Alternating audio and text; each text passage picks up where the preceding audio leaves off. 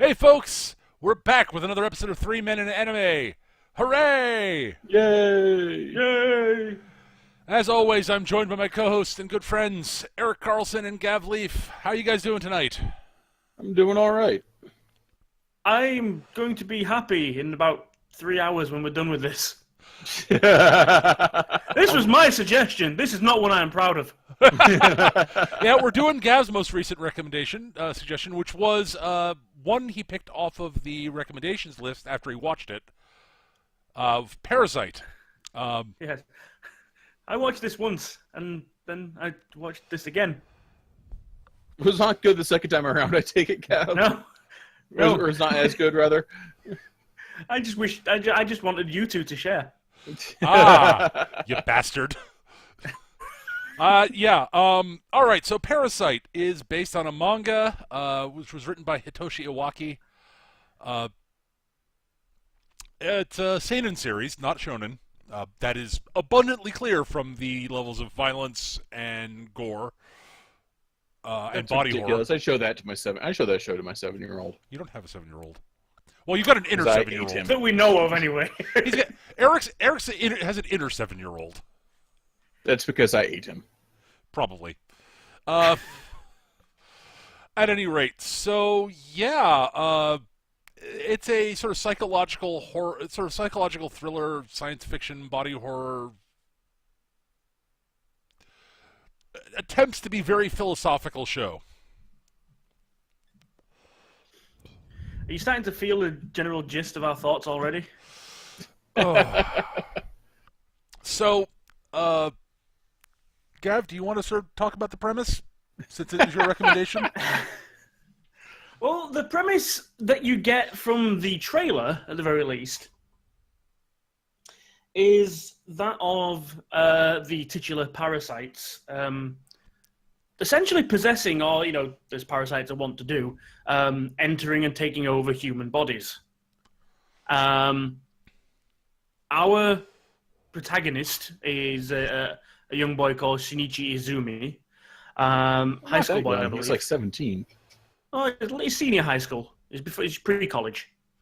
It's his last year of high school, I believe. Yeah. The premise is explained in the first episode. So yeah, he wakes up in the middle of the night and sees what he thinks is like a worm or something on his chest, like going for his head. At which point he bats it away, blah blah blah. It jumps back at him and burrows into his arm. He wraps a belt around it, tourniquets his arm off, and essentially passes out. And as we find out, essentially these parasites have it's like a limited sort of window. They mature, they hatch, they go for a host, and if they don't reach their intention is to get the brain and take over the host completely. And if they don't, they have to settle for wherever they are. And in this case, it's his right arm. Hence the rather deformed and gruesome-looking image on the title card there. This Migi, as he refers to him, then in turn, it's one of this. It's a typical sort of we need each other to survive kind of thing. I don't know if it's an alien, whether it's a weapon or anything else. It just is, and fuck you. We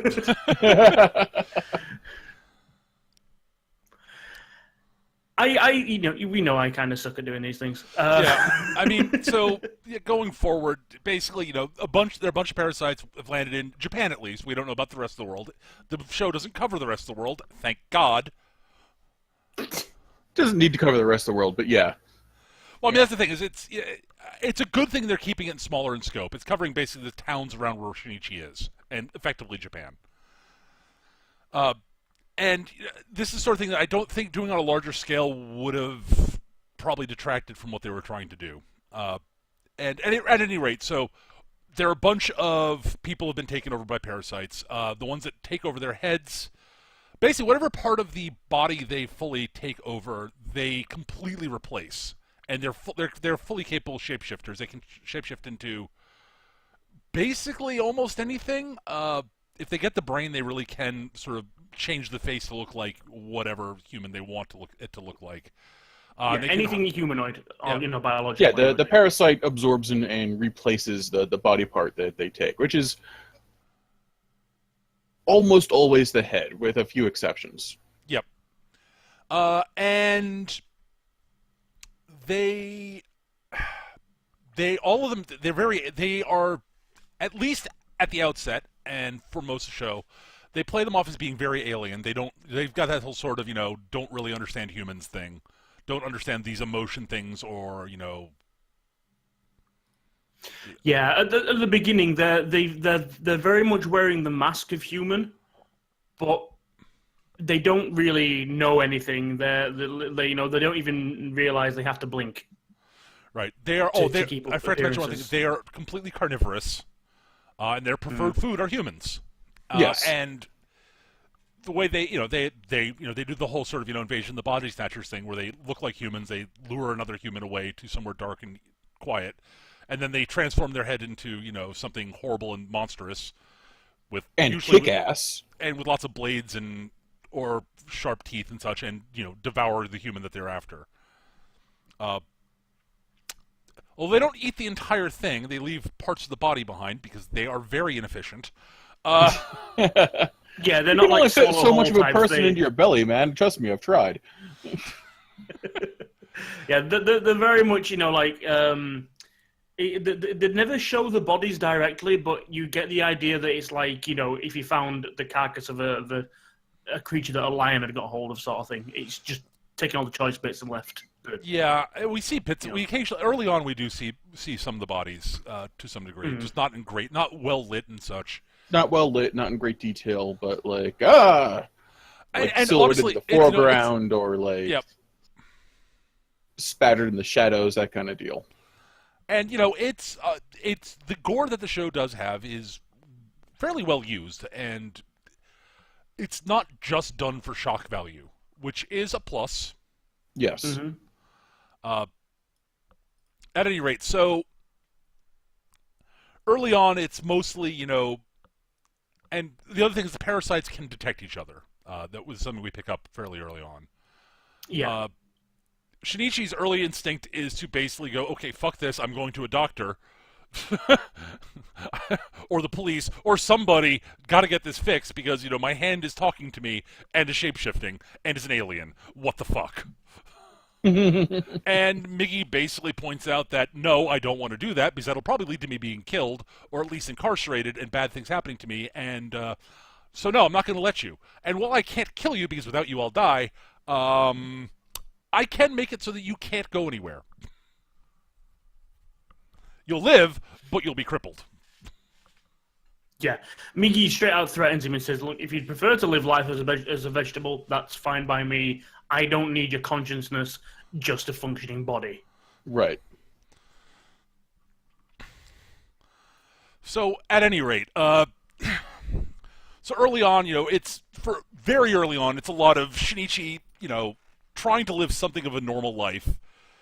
His parents are kind of weirded out by some of the changes that are going on with him because he's, kind of freaking out but trying not to show it. And we see a few other parasites here and there, doing their thing.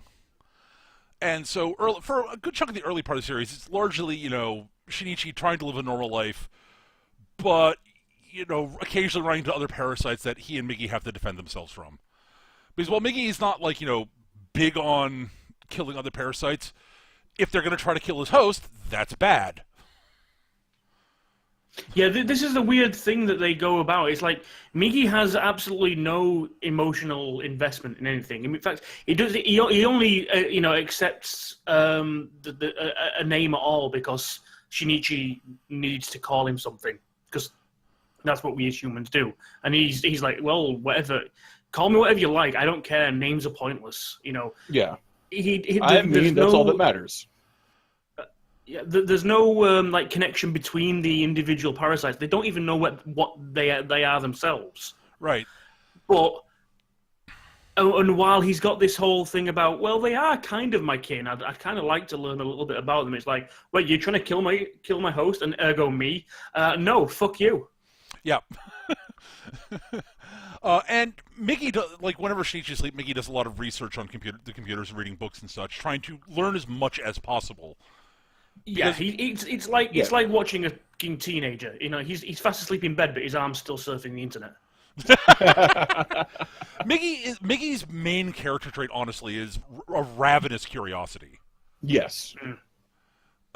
He's got nothing much else to do, really. Yeah, and he's he gets ravenously curious and more than a little proud. Oh yeah, very proud. I mean, he's arrogant. Let's be honest. Yeah. Yes. He's considered himself smarter than basically everything else around him. Including Shinichi. Oh yes. Oh yeah, absolutely. Because as far as he's concerned, humans are just emotional bags of pointlessness. Bags of mostly that water. do things he can't understand. Like And almost all, yeah, therefore almost, are irrelevant. yeah, almost all of the sort of emotional sort of familial social traits that humans show, Migi considers completely pointless because they aren't conducive to animal survival, as he puts it. Right. Despite the fact that if he's done any research, with all the copious research he's done, he should have come across the fact that humans are societal animals, and part of the reason humanity as a species has survived is because they are capable of working together and have empathy for one another. It's basic fact that Migi is essentially a sociopath. He just cannot grasp anyone else's, the level of importance anyone else puts on anything. If it's not important to him, it's worthless. Yes, early on, at very least early on, that is the case. Yes. They play Migi that way early on, and he agrees to the name Migi entirely because it's entirely descriptive. He's Shinichi's right arm, and that's what Migi means in Japanese. Right. So he's like, okay, yeah, Migi's fine. I'm your right arm. That makes total sense. It's descriptive. Fine, we'll go with that. And Shinichi's like, fine. Because Shinichi, at least early on, is one of the most milquetoast, boring, vanilla, bland, moronic characters we've come across in quite some time.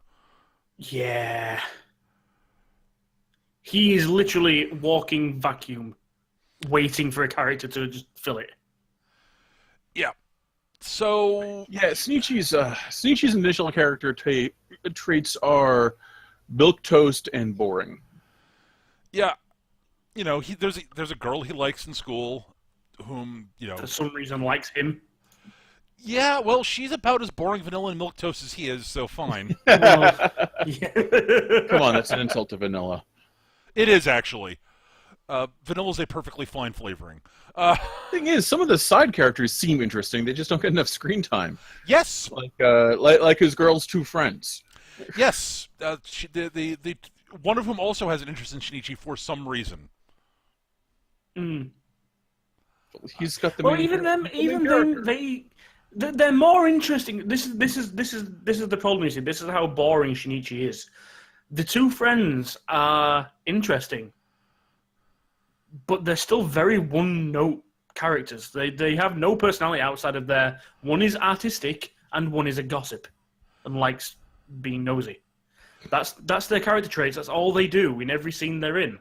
Yeah, pretty much. But this makes them infinitely more interesting than anything Shinichi does. For quite a while, yes. So, yeah,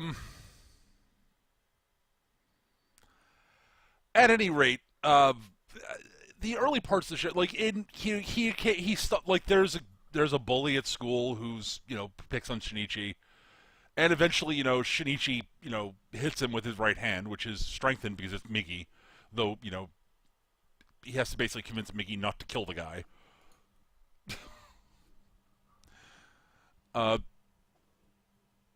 Yeah. And eventually, he stumbles across that dude being beat up by a bunch of other bullies, who he steps in to try to protect the dude because reasons. And said bullies start basically beating the crap out of him because Mickey's like, yeah, if you don't want me to kill them, I'm not getting involved. I see no point. What you're doing is idiotic. I'm not helping you. Yeah, that's the gist they want to get over with Migi. It's the fact that Shinichi decides that he's going to help this other human for no real reason, other than I don't know that they're from the same school or something.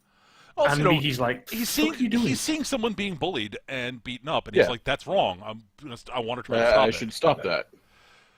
That is honestly Shinichi's one sort of, at least early on, his one sort of redeeming trait is that it's like, yeah, no, he generally wants to help people out early on.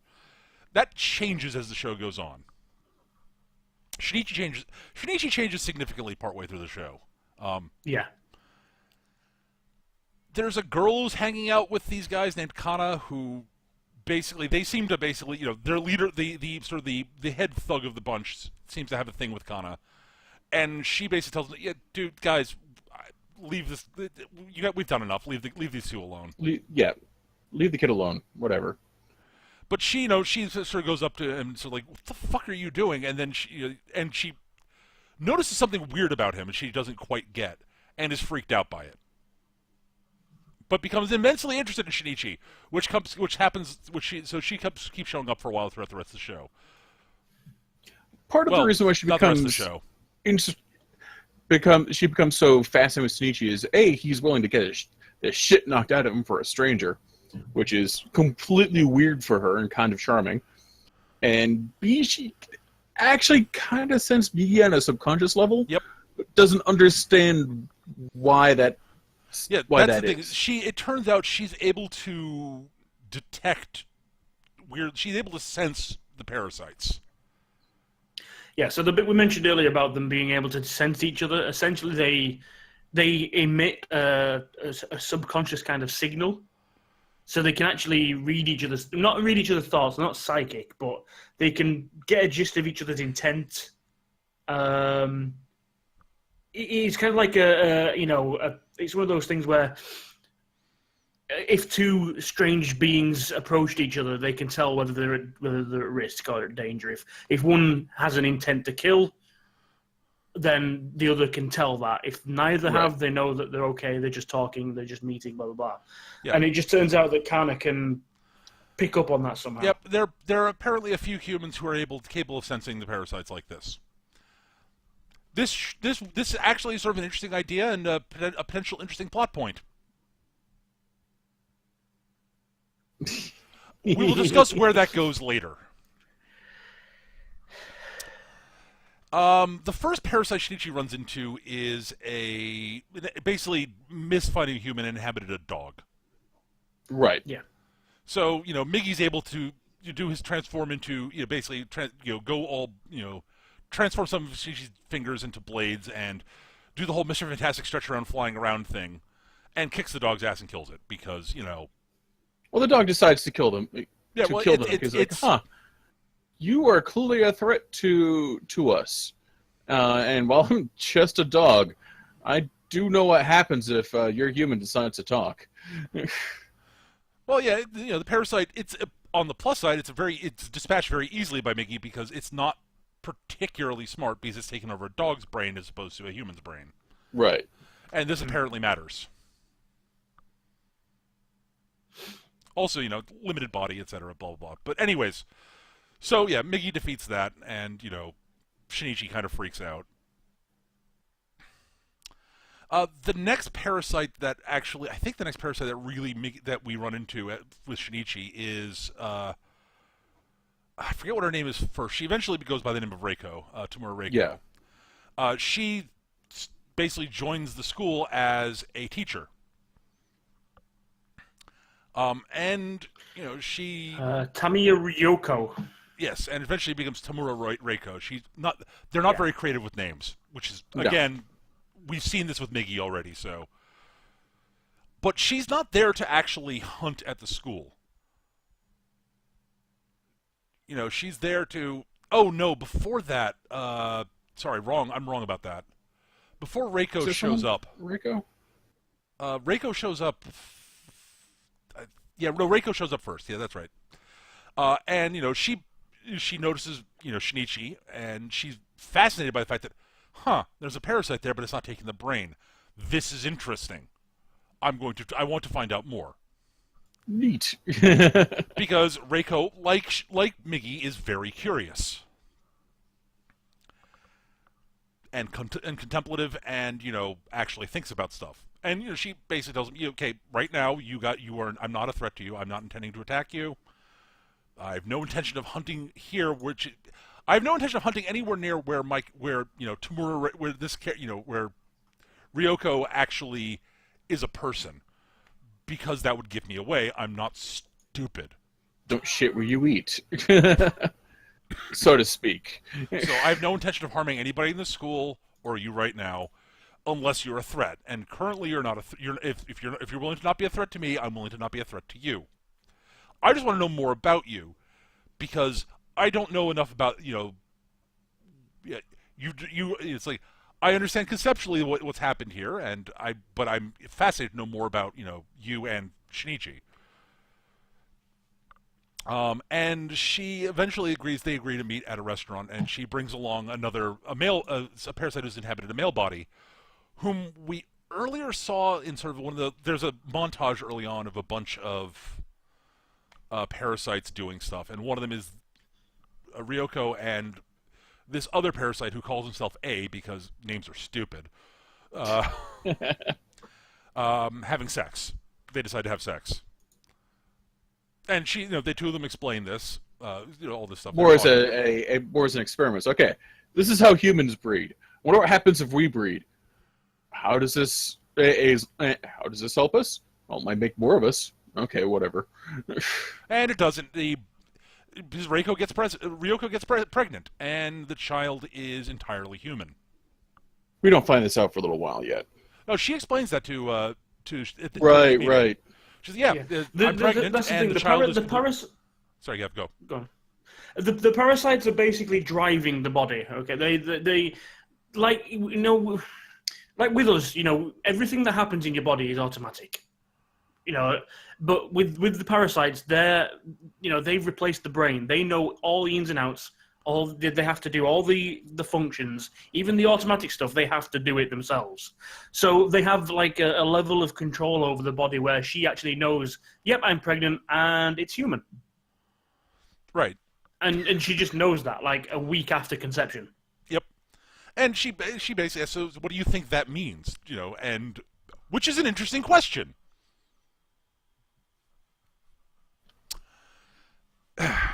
Yeah. Eventually, A gets sort of basically gets bored and it's like, this meeting is pointless. I'm leaving. She says to Ryoko, I think we should kill him. He's clearly a threat. And Ryoko's like, no, he's not. Don't. And A's like, fine. What for now? Whatever. But eventually, A decides, nope, Shinichi's a threat. I'm going to go kill him. So he shows up to school to kill him. A's has the subtlety of a brick. Oh, yeah. Well, subtlety as a brick that's being swung by a bag of bricks. It's basically to show that. I think A is used primarily to show just how different Reiko is. Yes. Oh, he is totally. Yeah. Because up to this point, everything we've seen of we have had little clips and montages and little bits of the parasites. Just emerging in their new hosts, learning stuff. There's one, it's a bit of a gruesome kind of implied scene where, in fact, it's the very opening scene of the anime, a woman turns around to find her husband standing in front of him, his head splits open and eats her head. Yep. And then we hear their kid crying and he goes stalking off to eat it too. Yeah. But this is all in the meantime where that's the bit it comes back to. He's basically sat. The body of the mother's still on the floor, minus what he's eaten, and he's watching TV and he's just repeating everything that's being said on the television, learning. Yep. And you hear a kid screaming, going, "Daddy, where's Mummy? I'm hungry." And he goes, "Daddy, where's Mummy? I'm hungry," and walks out the room. And it's like, oh, yeah, it's a bit gruesome. Yeah. Honestly, that's one of the most effective scenes in the show. The first episode actually does a really good job at hooking you in for a little while. It's very effective. But it reinforces how primal these parasites are, and it's the fact that Migi has spent the time and his curiosity to learn why he's at the level that he is. He's had to converse with Shinichi. He's had to learn these things. He goes to school. He does pay attention while he's in school.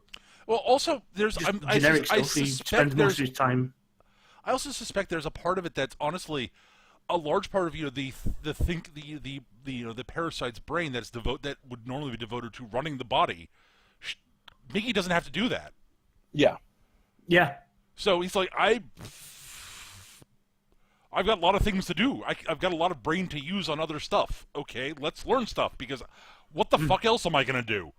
and up until this point, Reiko is the only other one we've seen that actually engages brain before teeth. Right. Yep.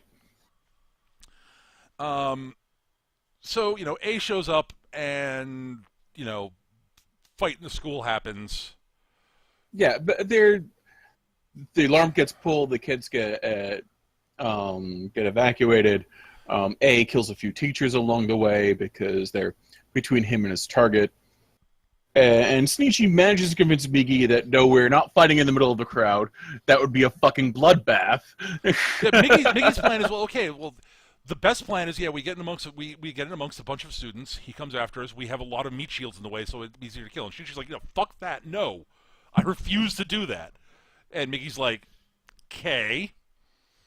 Well, all right, we'll have to go somewhere else. And eventually Migi comes up with another plan, which is, all right, he considers yourself not even remotely a physical threat. So I will keep his blades at bay. You take this sharpened bit of metal that basically he slices off a leg of a chair and sharpens it, and hands it to Shinichi, and he's like, okay, look, dude, you take this. I will fight A for a while. Walk forward very slowly, and when you get into range, stab him in the heart. It'll kill him. And he doesn't consider you a threat, and won't until it's way too late. And Shinichi's a bit freaked out. Well, yes. I mean, again, he hasn't had any experience with humans. He doesn't know that they could. He doesn't. Right. His experience is purely as prey animals. Yeah, they're prey. And I'm a superior hunter and invincible. There's no way he can. The only threat is his right hand. And this works. And hooray, the evil parasite's dead.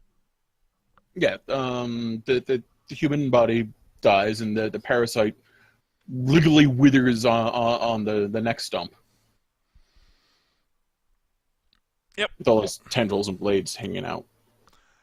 I will say that's another compelling visual thing is sure. The parasites uncoil from the head, because it looks like just a normal person's head. They can talk, have expressions should they be bothered, but when they strike, the head just sort of uncoils and becomes however many tendrils the parasite feels like at the time. Yep. And for a long while I thought that was kind of silly. Eventually there's a point where because what happens to all the fucking bone and shit in the head? It's replacing the brain. It's like, oh no, it's completely replaced the head with the parasite's sort of amorphous body. Oh, okay, that makes sense. That's reinforced later in the show. I thought it was kind of silly for a while because I'll be honest, I wasn't really engaging my brain that much on some of the show at this point. Because, yeah. I will say one thing. At this point of the show, I am like, okay, I know where it's going, but okay, it's not too bad. Eric was like, yes, go. Well, it's not even that. Like, I'm a sucker for the whole body snatchers, enemy within kind of deal. That's all stuff I've always found fascinating and enjoyed a well-told story of that. And I'm waiting for that stuff to pick up and go further. So... Yeah, and whereas I'm not a big body horror fan, and I'm kind of sick to death of the Invasion of the Body Snatchers thing. Yeah, so Peter and I were very much at loggerheads about the quality of the show early on. Actually, I wouldn't say we're at loggerheads about the quality, the potential of the show. That I would agree with. For a long while, my opinion was this is just not my cup of tea. I do think I felt like the show was not as smart as it thought it was. and it wasn't but it mostly was not my cup of tea. So it was hard for me to really get myself engaged on it, except when it was being obviously not as smart as I thought it was, where I would get sort of grumbly about it. Yeah. There are scenes where it's like, oh my god, you think you're so fucking clever. Yeah. At any rate, but like I freely admit, the animation's gorgeous, and like when it's doing the body horror stuff, it does it really well. Yes. And when it does the sort of invasion of the body snatchers things, sort of the invader within thing, it also does that well. I just don't care. It's like me trying to watch fucking K-On! Wow, this is really well animated, and these are good characters. That don't give a flying fuck about two girls doing cute things that don't involve heavy military armor. Yeah. The issue with it is it gets to the point with Migi especially is that they don't just use him to be the alien invader sort of thing. They also try to use him as he's the lens they try to point at society. Well, and that character type is exactly one of the best ways to do it. I mean, that's like the whole point of Spock and Data in Star Trek. Yes, but it's just so, for want of a better word, ham-fisted. Yeah. In this. Yeah, the writing takes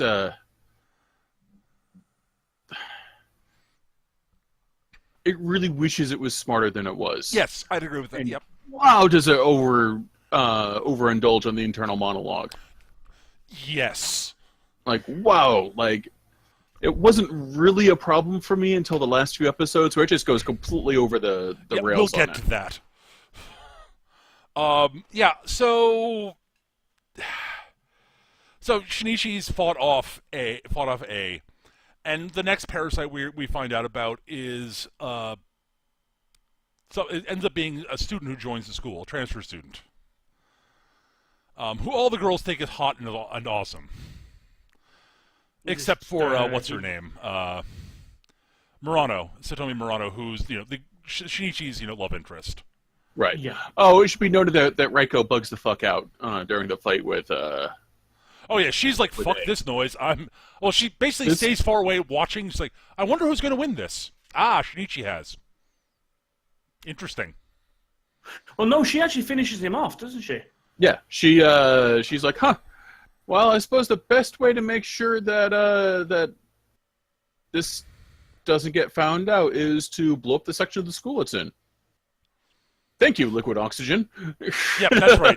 Because the parasite is trying to do stuff, and she doesn't want there to be evidence that parasites exist, or a link to her. Right. It's like basically as soon as he goes rogue and turns up at the school, you can see with her attitude, it's like he has become a fucking liability.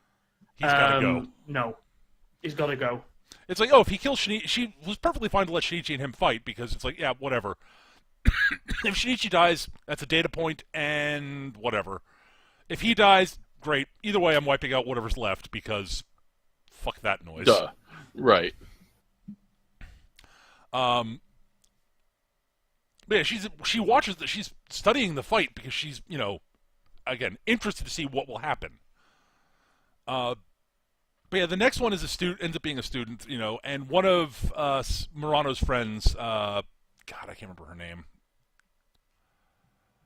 Tachikawa. So that happened before or after the shenanigans with the vacation? That happens. This is all before. Before the vacation. Okay. Yeah. In fact, there is one parasite that we've skipped over because it was only like a little plot point. And it was just to, again, to give Migi a little bit more character. They are confronted at one point, I think in the second episode, by another parasite who's a little bit more, a little bit more with accommodating it. A little bit more, to Migi. not quite on. But yeah, he basically he tracks them down, and this is where Shinichi decides that he's going to fight them and try and defend the human race. Well, it makes the offer to Migi. It's like, listen, why don't you just and the transfer guy's over like, to my oh. arm, and we can be that much cooler because there'll be two of us. And Migi doesn't go for it because he's like, that's a significant risk to my well-being. Like, if this doesn't work, I am dead.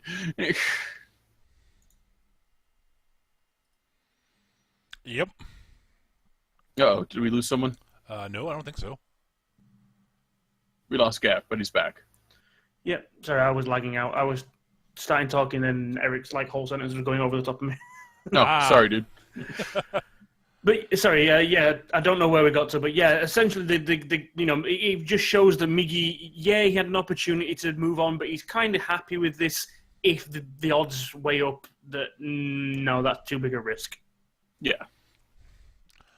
The situation is not like bad enough that Migi's like, yeah, I'm willing to take anything that resembles a risk to abandon Shinichi. So yeah, the other high school student, he shows up. Yuko becomes infatuated with him.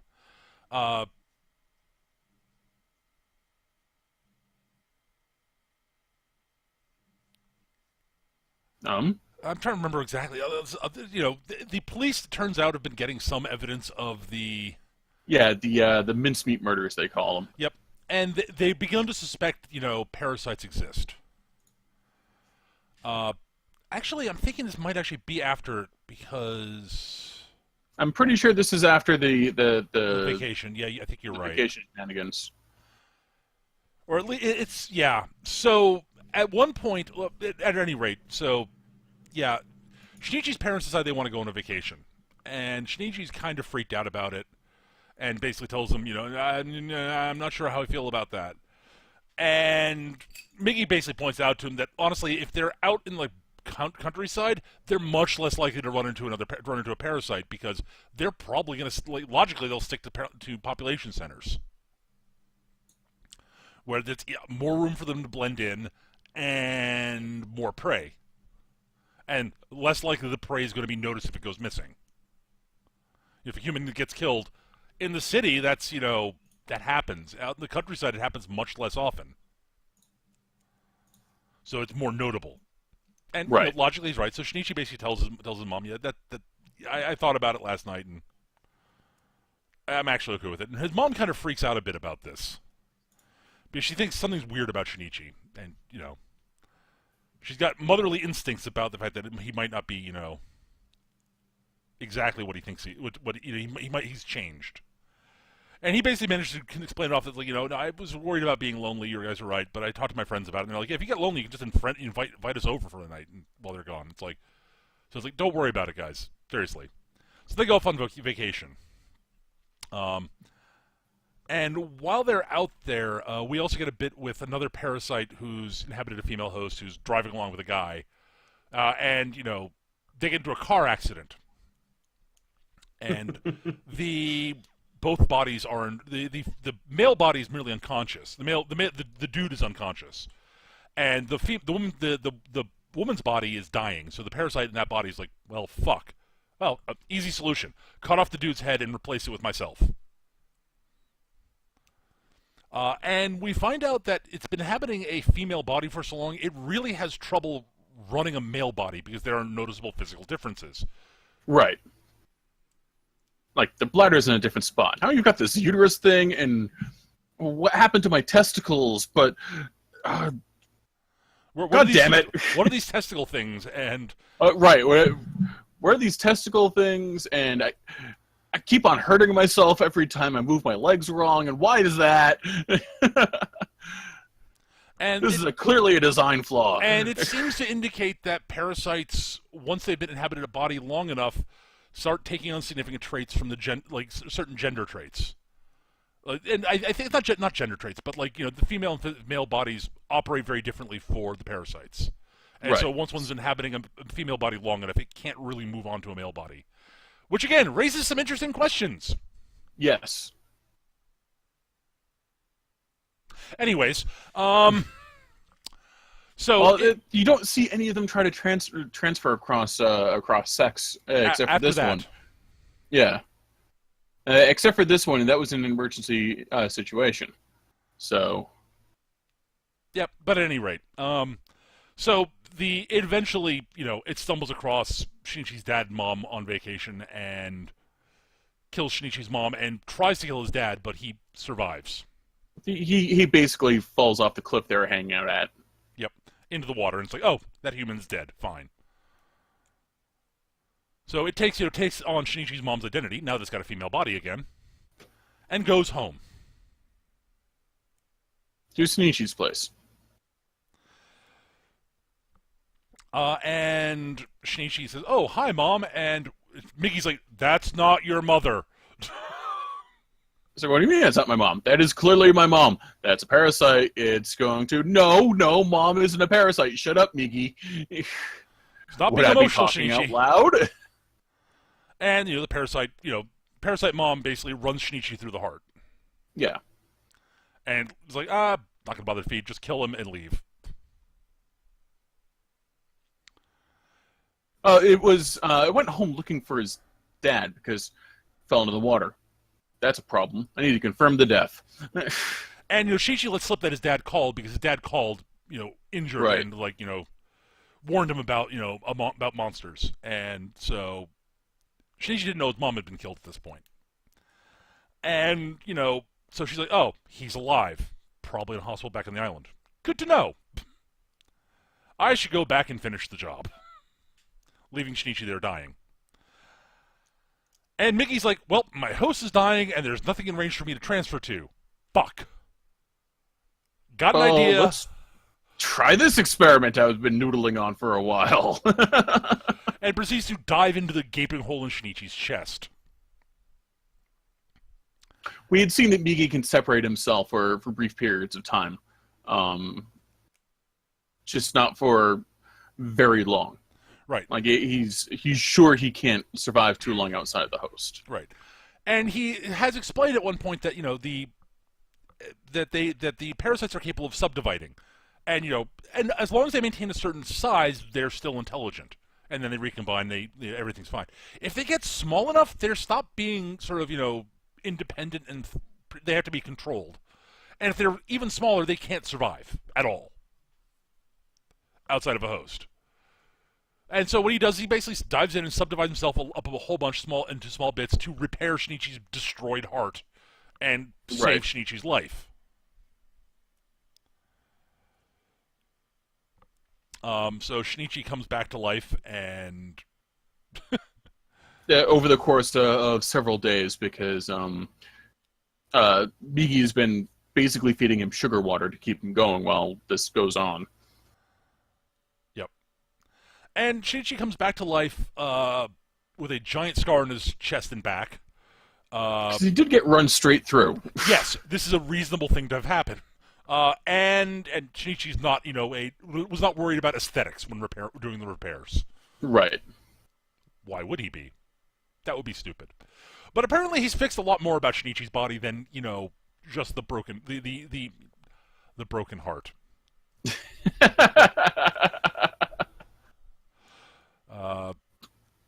Well, as Migi describes it, it's like, yeah, some of my subdivided cells got into your bloodstream because, well, they're in the heart. It's going to happen. And they seem to have taken root in other parts of you and proceeded to strengthen you to about human limits. So, don't be careful in handling eggs. Also, Shinichi's no longer nearsighted. Yep. But all his physical abilities and physical traits have been amplified to, extreme degrees. He is now more than human. The very least, human peak. Yes. I will props to the art department though. Like, several days living on sugar water while an alien repairs a heart from within will do a number on you. And Shinichi spends the next 4 or 5 episodes gaunt-faced and hollow-eyed. Yep. Gav's back. So, yeah. So at this point, Shinichi goes, okay, I gotta go to the island where my folks went on vacation. I need to find my dad. I need to protect him from evil murder monster mom because that's going to happen if I don't do it. Yep. Yeah. The other thing is he's leaving. He runs into Murano, and she, he explains his dad got hurt, and he's going off to help. And she's like, "You're gonna come back, right?" And he's like, maybe, sure." He gives her the hollow-eyed, gaunt-faced look, and just keeps going. He doesn't actually answer her. Right. One of the things that she's been asking on and off fairly often is, after the whole Migi thing is, are you really Shinichi? And he's like, yeah. Because there is something that's kind of sweet that you scoffed at, but I thought was adorable. Before all this bit happens, not long after Migi takes root, he's like, "Do you think I'm normal?" And she's like, "No, you're cool." And it was sweet and cute. I was scoffing at it mostly because Shinichi isn't. No, Shinichi is not cool. The fact that she thinks he is actually very cute. I actually agree. Yes. It is sweet. I totally agree with it. Honestly, as boring as she is, and as boring as their relationship is, it is also very sweet for the most part. Yes. Like, she's a good kid. She really is. You do get the impression, though, that if he owned a bicycle, he'd be too dangerous for her. At times, yes. Though she gets over that eventually. I mean, there's parts. So anyway, Shinichi heads off to the island to protect his dad.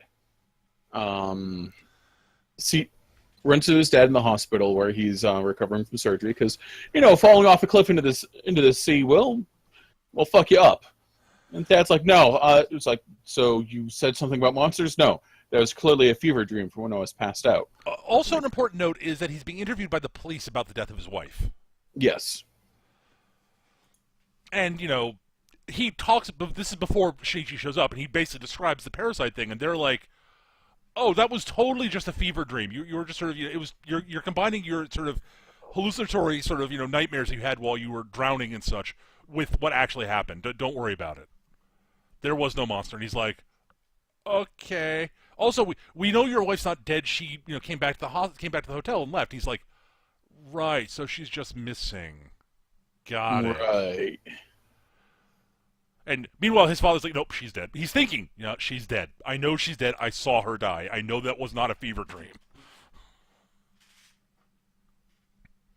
Yeah, and the Cubs very much do that was a fever dream. Yeah. Really, that was a fever dream. It's a weird thing when they're doing the whole "nothing to see here" to the person it's actually happened to. Yes. And again, that's actually one. Again, I like how they handle the cops for the most part in the show. I really do. They are actually very. They're smart. They're on the point, and they're doing a very good job at not letting panic spread. Yes. Mm. And eventually they decide they need to interview Shinichi and stuff. But so yeah, Shinichi, he basically, Migi has a limit on the range he can scan for. It's like 300 meters for other parasites. Also, we find at this point that Migi has changed also with the repairing of Shinichi. He now actually has to shut down for 4 hours a day. He basically has to sleep. Yeah, it's something on the lines of he had to disperse parts of himself throughout Shinichi's bloodstream, essentially to force himself into the heart to repair it, and then make his way back to the arm through the bloodstream. Yeah, no, yeah. So, but he never really explains why he has to sleep. He just does. Yeah.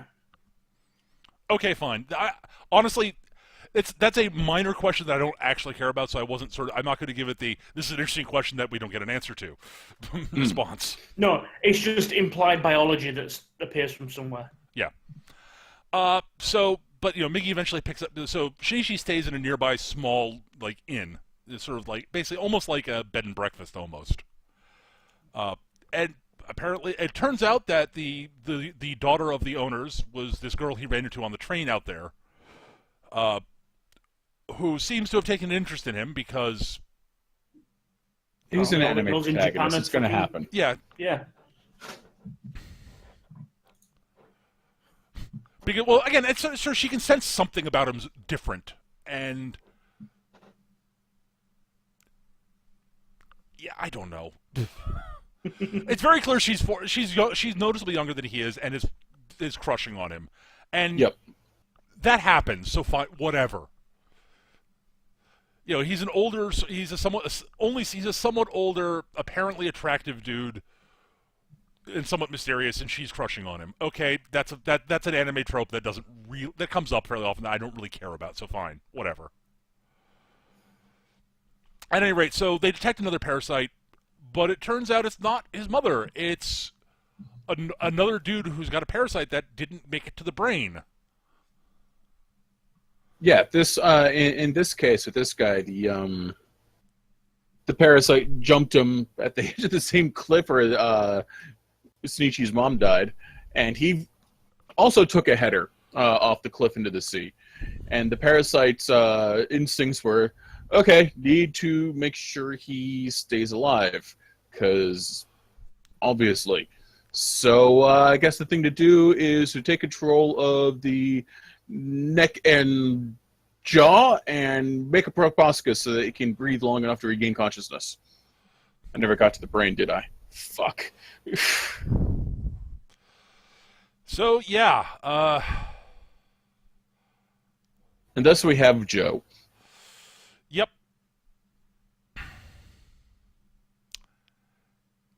Yeah, this is Joe is the parasite. Eventually, what he names the Joe names the parasite. The guy is Mamoru Uda. Right. Uda is a somewhat portly dude who's Bit emotional. yeah. And he's ecstatic to meet someone else in a similar situation to him. Shinichi is kind of focused on, must stop mom monster. Right. And Shinichi also has become a little bit less emotional and easily upset by things. He's also become more decisive. Yeah. And takes greater agency in what's happening around him. Yep. You could call this more aggressive if you were unkind. Yeah. It starts out as just being more aggressive. It does morph into just being more decisive. Yes. Mostly. Well, we're not talking about those last few episodes yet. We're going to talk about those last few episodes, but just not yet. You're right, Eric. Oh. At any rate, yeah. So they sort of befriend, and Uda's like, yeah, dude. And Shinichi explains what's happening, and Uda's like, and Uda and Joe are like, yeah, fine, we'll help, sure. What the hell? This is another person, another parasite who understands the situation we're in. That's awesome. We're not letting that fucking go. Yeah. They do use Uda very much more as the comic relief. Yes. In this, just because, and to the explanation they give is that Joe was raised, rather than reading and using the internet like Migi did, Joe learned how to speak from the TV. Yep. Therefore, he's got a very brash, outgoing sort of voice and accent. Even he uses much more talks slang. fast. Yes. Uses slang. Yeah. He's more than willing to interject himself unwelcomed into conversations. Yep. Yes. But long story short, they eventually confront the mom monster. Right. Fight ensues. She basically goes after Uda first, and basically, okay, strike the heart, that'll kill it. But fights happening between Joe and her, and Joe's like, oh, she's got a pattern. She's gonna go for the heart. Well, already thwack. Below goes to the heart. Uda topples off the cliff into the water. Thus she turns to confront Shinichi. Stuff happens, but Shinichi and Migi win because she's not very creative. Right. Well, the trick to this bit, actually, though, is a little bit different. Is that while he's been on this island, and ever since the heart repair, Yep. He's been displaying abilities. Yeah. Oh, he's basically Captain America physically. Yeah, he's leaping huge distances. He's running faster than most cars. And the trick to that is that during this fight, Migi's actually not present. Migi he's asleep, has right. to fall asleep. Yeah, he's asleep during this He can't fight. help himself. He's losing consciousness. So he morphs his arm in. He morphs his arm into a blade and just says, "Well, that's the best I can do. Good luck." Right. And Shinichi wins because he's faster and smarter. He's faster and can basically see what she's doing. Like, he's like, okay, the blade's coming this way, dodge this way. The blade's going this way, dodge this way. Dup, dup, dup, dup, dup, dup, dup. I am superhuman. And he basically wins the fight, but he can't kill her. And that's when Joe pulls Uda up out of the water and finishes her off. And she's like, I thought I killed you. Well, yeah, I saw that you were going right for the heart, so I moved it. And Uda's like, you did what? Oh, I'm partially part of your chest too, so, you know. Wasn't that hard? She was really predictable and obvious, so, yeah. Which I thought, honestly, that I really liked. And he finishes her off because he's like, and Uda's like, yeah, we both agree we should finish her. We should be the ones to finish her off. It shouldn't be you. It was your mother. Which, again, I thought, that's actually good. Well done. I actually do like that as well. That you say, even Joe's like, he's the parasite in this, but unlike Migi, he's like, yeah, that was your mum. That's not cool. Yeah. Because he's learned from, well, like I say, from TV, from the emotional side of things, rather than words in a book. Mm. Yeah, Joe's response is, so you're going to be cool? Because we just killed your mom. And I've watched enough TV to know that fucks up a person. Like, I don't necessarily, like, I don't have the normal emotions, and I don't have emotions and stuff, but I understand these are important for humans. Yeah. So you gonna be okay? Okay, great. Cool. You're a possible ally. Eric, you're actually you are definitively, you've proven to be an ally so far, so, and that will be helpful to us in the long run. So yeah.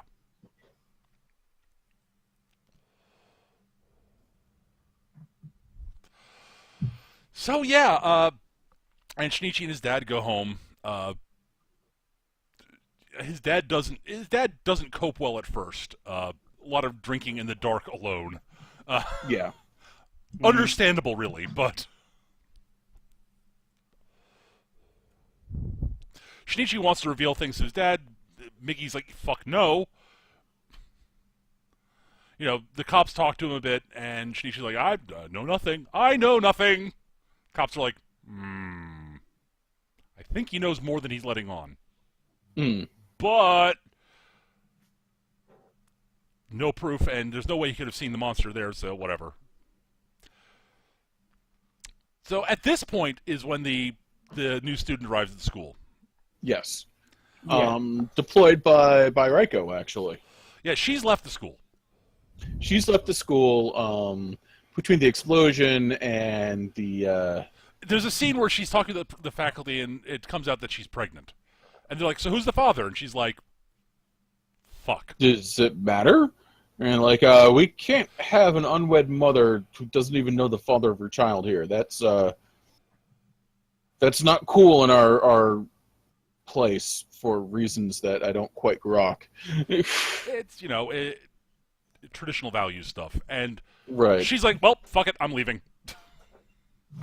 We have some especially I should have snobby parents in the area. I should have thought of this. I should have thought up a contingency for this.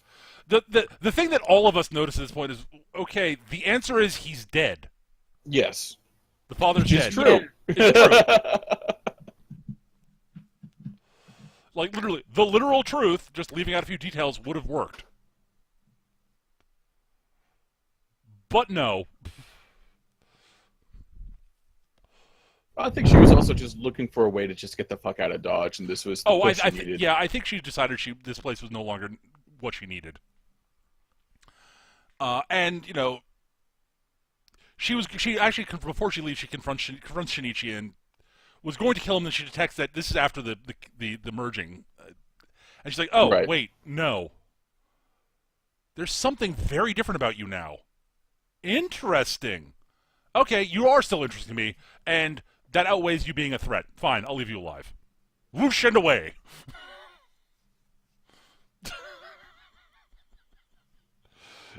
And she's like, what just happened? So the new guy shows up, and he basically eventually he and Shinichi confront each other, and he's like, "Nope, dude, totally not hunting here. I don't really hunt people anymore. I subsist on normal human food because we can primarily." So he's like, Shinichi's like, not sure he's telling the truth. He's not telling the truth, No, he's really not. but he's very selective about his hunting and very careful. So, points. No, he really this particular parasite comes across as being relatively bright. Yes.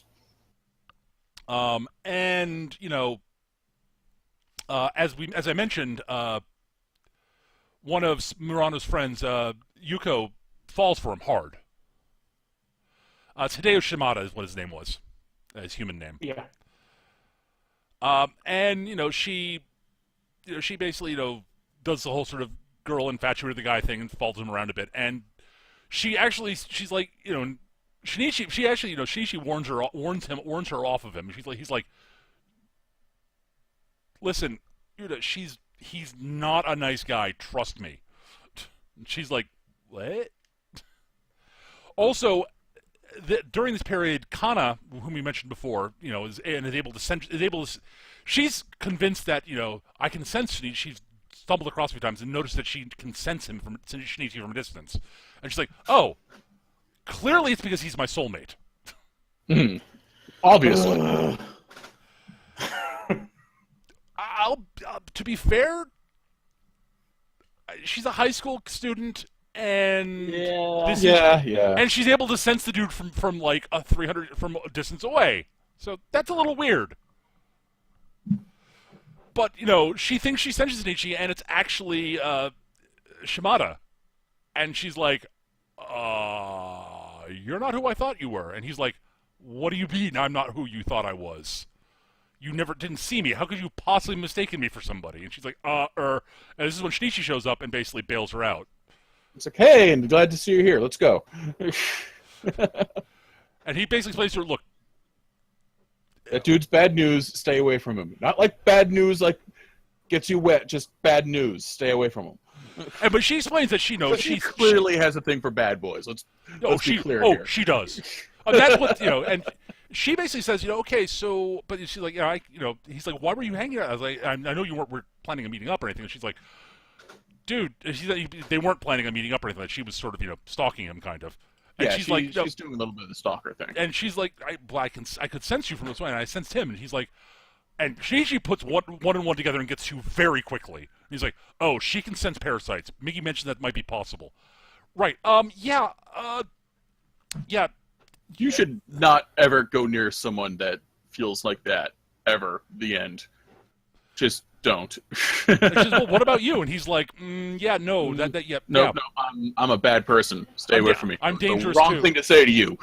Well, he specifically To be says that fair- people like that are dangerous. And she's like, well, what about you? Yeah, totally. Dangerous. She's like, ooh. To be fair, he also gives Shimada the same warning. It's like, look, if anyone I know ends up dead, I don't care if you were involved. I'm coming for you. And Shimada's like, interesting. That is good to know. And so, Yuko sees him sort of like he's sort of hanging around outside the most of the class is playing baseball, and a baseball gets smacked. A long hard hit gets hit, and it smacks him in the head and dents his head because it's not bone. This is where I should have really picked up on that, and I didn't because again, It literally caves in one quarter of his head. Yeah, And it's like eventually hitting modeling putty with a baseball. yeah, and eventually he fixes it, but she sees this, and she's like, "What the fuck?" She warned me about this guy, but he seems like he's actually a nice guy. He's always being nice to everyone else in school. A little distant and a little weird, but I'm okay with weird. I kind of liked Shinichi before, and he's weird. But she's like, Yeah, okay, weird's but cool. he's warned me that this guy there's something weird about this guy. and she's been like sketching him, and like because she's an artist, and she notices there's something, and their other friend Suzuki, notices like she says, there's something weird about the picture you drew of the guy, and she's like, really? She looks at it, it's like, yeah, there, and she's like, yeah, there is something. And this after that, she's like, okay, I've got to ask him, I got to confront him about this, but and she basically asks him to meet her in the art room. And she's like, okay, but if he's a monster, I got to have something to defend myself with. So she's got a few sort of the more sort of unpleasant art supplies that you might have, like turpentine, for instance. Yeah. Which is just not something you want to get on yourself in general. Yeah, Terp's, I used to do a lot of oil painting. Terp's not much fun. Don't get it in your eyes. Right. And for the love of God, don't accidentally drink it. Right. Especially after you put cadmium paint in it. Eric. I was like in my 20s. It happens. I'm going to start just calling you Eddie. We'll go from there. Fucking Edward Hitler. Oh, thanks. To be fair, Eric did go to art school, so Yeah.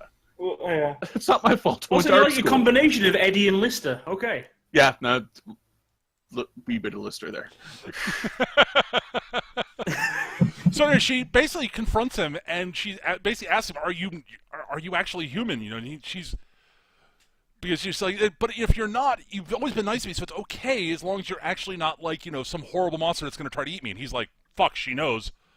Guess I have to eliminate her." And which again, she's like the one human who might not have treated him like a complete horrible monster, but Right. can't take that risk. Starts transforming. She's like, "Fuck, Shinichi was right." I think the thing with it is that I honestly don't think he'd care. Oh, he's no. not looking for human friendship. He's not. No, Yeah. he's not. But if he hadn't, he wouldn't have, she wouldn't have been a threat, though, is the problem. Yes. No. So she flings the turpentine at him. Yeah, I remember seeing that it was labeled paint thinner. It's like, great, that could be any number of things, guys. That could even just be water. and it hits him straight in the flailing tendrils, which are just covered with sensory organs at this point. And well, yeah, sensory organ plus turpentine is a bad mix. It's like, so it was turpentine. Yeah. And he starts to go, "Ah!" And he's like trying to get control of himself, and he can't. Because, the turpentine. Yeah. I mean, there's a scene later on with scientists that try to explain what the parasites are, and they explain that when they're in the whip mode, essentially it's like exposed muscle tissue, and at the same time is, like Eric just said, they're sensory cells as well. So they don't necessarily need to have an eye, formed to see what's going on. Mm-hmm. They can just sense things with, just the general. So yeah, she's just poured turpentine over exposed muscle fiber and sensory organs. So anyways, he goes on something of he goes on something of an uncontrolled rampage because he just can't control himself anymore, and he's I have to get out, and I have to get away, and I need to fix this. How do I fix this? Why can't I make a face anymore? Well, yeah, he's basically walking around, and his head looks like a fucking, balloon mushroom thing. He can't pull anything back in. It can't. There's a couple of eyes that he has formed are all red and streaming. He can't really see. He can't think straight. He can't reform anything. Even the slightest thing he's lashing out. A fly lands on the wall and he lashes out and takes the wall out. I'm going to be perfectly honest. His head looks a bit like a butt polyp. Yeah. It's big, it's pulsing, it's oozing, there are bits slashing out. Yeah, it's... At any rate, so he, he starts killing students and faculty left and right. Shinichi, what's her name, falls out of the window. Shinichi catches her and saves her. No, she falls to the ground, but is okay. Yeah, just like she's hurt, but she's not like. Yeah, she bails out of the window as fast as she. Well, no, she stands on the railing outside the window because it's the only way out. Right. And yeah, she takes a tumble through a tree and lands on the floor. And Shinichi basically goes in to basically save who he can, especially Murano, because she's in trouble. And and he eventually, he carries her out. Literally, he eventually, he finds her with a bunch of students who are freaking out. And he's like, okay, look, the hallway that way is clear. Just go that way, and you're fine. Just go out the building. And there are all these dead bodies. And they're like, no, we're not going that way. Fuck that. Go the other direction, right into what's his name? Shimada, and they get dead. So Shinichi's like, okay, fuck this. Grabs Murano and leaps out a window. And lands, on the ground, on his feet, carrying her, and she's completely fine, and he's totally fine. And she's like, what just happened? Okay, nothing happened. Fever dream. Move along. Well, it's not even that. She's just like, okay, Shinichi, adrenaline rush is a hell of a thing, basically. Right. And she's even more. She's like, wow, he just, and she feels kind of safe with him during this moment because he's protecting. He's literally saving her life. I mean, yeah. Even as he vaults the 12-foot railing that, with them both, in his arms, he's just like, oh, okay. Story's down, and we're good. All right. Yeah. Did we take the stairs? No. Keep going. And eventually he the stairs. Who finishes off Shimada? I forget. It's Shinichi and Migi with the Major League pitch. Oh, right, yeah. Right. So he goes up on a building and, Migi basically points out that, well, with me, with your increased strength and me enhancing it further, and you're now super eyesight, we can just take this rock and we'll, from this rooftop way over here, and when he gets to the roof, we'll just throw it through his heart. And that's what happens. They're clever about it, because, they do deliberately say, well, we need to find somewhere we can do this. We're the only ones that can take him out, because they show the police going in after him. Yeah, and it just turns out a 9mm isn't going to do much when you get to ignore hydrostatic shock. Yeah. Yeah, Migi points out and says that, he probably will end up dead from those wounds, but not quick enough before he actually does a lot more damage. And I know you actually care about that, so... Yeah. Yeah. So they go up on a roof that's they specifically point out that this is more than 300 meters away, so that he's not lured out of the building. Right. He ends up on the roof, and they can see him. And Shinichi's got a rock in his hand. The whole arm, Migi basically mutates into this huge roid machine beast arm. And he just pitches a rock that goes straight through Shimada's chest and buries itself in the wall behind him. Leaving lots of questions for the police. Yes. I don't know how that worked, but, dude's dead. Well, again, they've got more evidence of the parasites at this point. So, yeah, we also get some stuff here and there about, we eventually... And anyway, we're moving into sort of the major plot arc of the show, which is there are some of the parasites who have actually, with Reiko's help, she's taken her new name, she's now actually Tamura Reiko, and she's like, okay, and she's basically gathered parasites together to basically take over the government in a small town. As a way to sort of hide in plain sight and to secure themselves a hunting ground, because that way they'll have control over the police, because one of them will be the mayor. Right.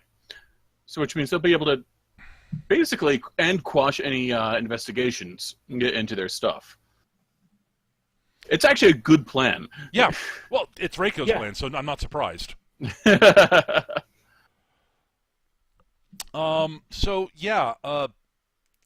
other thing that's happening is the police are beginning to put things together. Shinichi also is told, at one point he tells, Yuko she mentions her drawings. She tells him to show him he knows her brother is a detective, and he basically says, Yeah, her brother actually does police sketches. Yep. Yeah, he's a sketch artist for the police. So hence why she's into art as well. And so she shows her portrait of Shimada to him, and says, "Is there anything weird about this picture?" And he's like, "Don't know, maybe." Why do you bring it up? Oh, no reason. He tried to eat me. She never actually. I don't think she ever actually tells him that. No, she No. never tells him anything about the incident. Well, I think she actually shows it to him before She does before confronting him. Yep. confronting him. So yeah. At any rate, so yeah, and there's a scene where one of the cabal goes into a Yakuza hideout and kills them all as a way to sort of test how powerful he is against humans. Yeah, this is the first time we meet Gotou. Yes. And he just runs roughshod over an entire Yakuza gang. It's probably one of the most brutal scenes we've seen. There's like the guy stood outside and he's like, there's one guard outside. And he's like, what do you want? He goes, is this the Yakuza headquarters? What the fuck are you talking about, dude? What are you talking about? Even if it was, you're gonna come up here and start talking. And Gotou just in one motion smashes his head into a wall and turns into paste. Yeah, I don't think Gotou ever uses his spooky tentacle blades. He doesn't at all in this fight. He just uses his augmented strength and ability to ignore damage and agility. And I just think wipes them out. they make a point that he only actually gets tagged 3 times. Yes. And one of those being a sword blade to the head, which is like, oh, interesting. That hurt more than anticipated. Good to know. I mean, it's just the brutality. One guy manages to hit him with a sword in the arm. He breaks the blade off, flexes the arm, and hits the guy back in the head with the shard of the sword. Yep. Others are just like he leaps through the air and smashes them under feet, smashes heads, tears heads off, breaks necks. It's an absolutely brutal scene. Turns one guy into a pretzel because I haven't tried this yet. Yep. So yeah, and long story short, Shinichi heads out there. Finds out about this going on because he's out there to basically meet up with Kana because he's basically trying to, get her to chill the fuck out. And also Migi's like,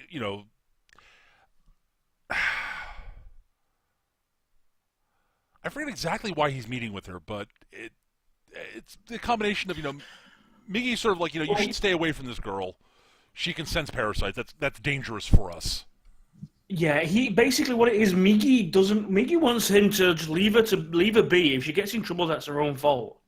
Shinichi knows what she's like, and she's going to keep doing this until she gets herself killed.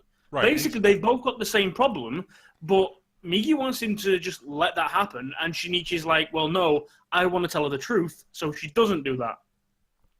Right, and so she goes to tell him the truth while Migi's asleep. Yes.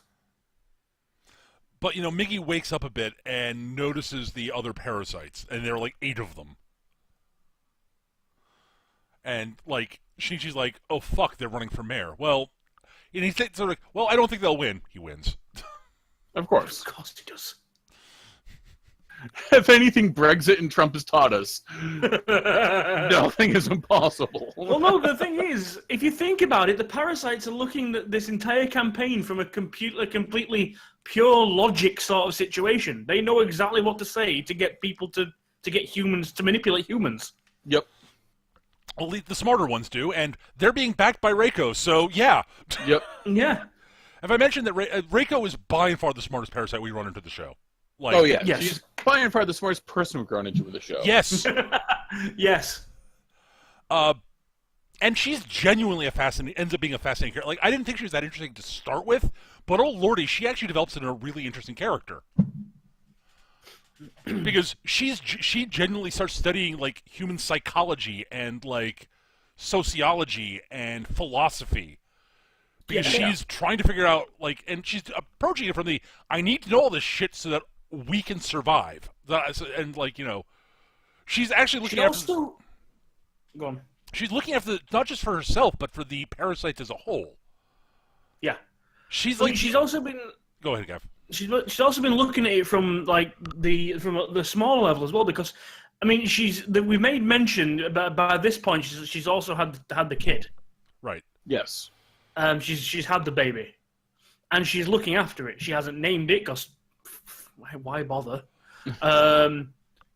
And you know it's nothing more than like it's just something there. In her case it's a study material. Yeah, it's eventually. She's thinking eventually to use it as a test subject of some sort. Yeah, she mentions to Shinichi a couple of times that like she might experiment on it. And back when when she left the school, she said, I'm pregnant. I'm probably going to have it. I'll keep it around as a test subject, and if I don't, I can at least eat it. Emergency rations. Yeah. Yeah. I genuinely think she's a really interesting character. But at any rate, yeah, there's a really hilarious scene with the babysitter. Yes. The kid's screaming. He just keeps screaming and screaming. I don't know what to do. And Reiko just walks up to the kid and says, "Shut it." Okay. It basically, she says quiet, literally, and the kid, she's quiet, and the kid's like just stops crying, and the babysitter's a little freaked out by this. It's weird how they do it though. I mean, it's like the kid doesn't even finish its scream. It's like literally somebody turned off the voice. There's audio file. The Foley artist needs to be flogged for that one, honestly. Yeah, it's like it's not even. It's like wah wah wah. Yeah. What? That's not how babies work. Nope. That's not how crying works. But I will say it's a good scene despite that. Also, the babysitter's Yes. completely freaked out, which is hilarious. Yes. It's watching her mature with that baby as well. I mean, I know I'm jumping ahead a little bit, but we see little clips of it where she's walking around and we next meet her where she's actually in a classroom. She started going to classes to learn like sociology and all that sort of stuff. It's specifically a philosophy course. And the philosophy course, yeah. And as she's, all the other, the women in the class, the girls that are sat near her are all making googly eyes and like, oh my god, it's a baby. Oh, it's so She's cute. like, whatever. Okay. And And then as they're on the it. way out, she just carries it by the back of it, like as if it's got a fucking carry handle on the back. Yeah. By the back of the pajamas it's wearing. It's just like, Who carries a baby like that? one of this girls says that. It's like, what? And she runs to Shinichi up. She and Shinichi have a chat up on the roof there, and she uses the baby basically as a shield to convince Shinichi and Migi not to attack her. And she's like, "Fuck, you horrible, awful bitch." Mm. And to be fair, to a certain degree, he's right. Because Shinichi's like accusatorily, "What's with the kid? What are you going to do with the kid?" Well, I haven't done anything yet, but when I will, I can let you know you're not doing anything to that kid. But at any rate, so yeah, the Parasyte cabal basically like everyone is like so. Anyways, this leads up to basically Shinichi basically decides, okay, I'm definitely going to tell Kana about tell her everything just to keep her from getting dead. And they agree to meet up at this place they'd run into each other before. This abandoned. He even warehouse. manages to get Migi to agree with it. At this point, Migi's like, okay, fine, I'll go along with this, but if anything goes wrong, I'll take her out myself. Right. So at any rate, they agree to meet up at this place because she's actually started actively trying to detect the parasites. She's like, okay, she doesn't know they're parasites, but she's like, there are other people I can detect like this. Huh? It seems like she thinks she senses Shinichi. She goes outside and it's not him, and she's like, okay, this is getting really weird. This is definitely not Shinichi. I can definitely detect other people. Very weird. I should tell Shinichi about this. Yeah, this is the other thing as well. This is why Migi agrees to do this, because she could actually if she doesn't find out some truth and learn what's actually happening, she could be a threat to him because Migi started to detect her. Yeah. Right. Because the harder she concentrates on it, she's actually started putting out her own signal, which other parasites will be drawn to. Right. So they go to meet up, and she runs into another parasite this is his feeding ground. And she basically runs away, and because Shinichi shows up just as she's running away, because it's like, oh, this is when he was supposed to show up, and the parasite kills her right in front of Shinichi. Yeah. Yeah, and then Shinichi goes, so Migi, why don't you just handle defense for me? Handle what now? And then he charges. And Migi defends the blades, and Shinichi dodges between them and punches a hole in the dude's chest with his left arm. Yes. Yeah. Pulls its heart punches out. down through his chest and then bodies him through a fucking wall. And pulls the heart out and crushes it. It's like, okay, Shinichi. Yeah, I think I understand. You're a little miffed. Yes, go all Kalima on the guy. When you do Kalima, you're not supposed to damage the skin. That's the point. Well, what's the point of that then? At any rate, so Kana dies in his arms, talking about how she had been having embarrassing dreams about him. She'd been dreaming about Shinichi as this, her running through the fields as a princess, being beset by monsters, and Shinichi showing up to save her. Right. And so she dies in his arms in a very trite kind of way. It's kind of cute and sweet in some ways, but dear Lord, they're trying really hard to do the sweet, meaningful death, but it's not quite clicking. It's something I'd normally forgive if it wasn't so clearly a girl in a refrigerator moment. Oh my God, yeah, we'll get to that. We'll talk about that definitely, but I want to run through the rest of the major plot points, but sure, we're getting sort of near the end. So after this, basically, the Cabal basically gets together and like, well, one of us is dead. The police have the body, and it was clearly interpreting. It's like, and it couldn't have been a normal human. It was probably Shinichi. Reiko, she's got to go, and she's like, nope. All right, so coup time then. And eventually they decide, yep, we got to wipe him out. So they send out Migi, who needs some experience. And he's this sort of pleasant fellow dude who seems to have actual normal human reactions and like emotions. They also try to assassinate Reiko, which goes poorly. That's a little bit later. Is it? Okay. That's happening almost simultaneously with this. You're right. You're right. That is happening simultaneously. No. This is. Is this before or after the detective? This is after the detective, but yeah. So this is another. There's a chunk in the middle basically. So essentially, I kind of hate to say it, but the detective bits are largely irrelevant.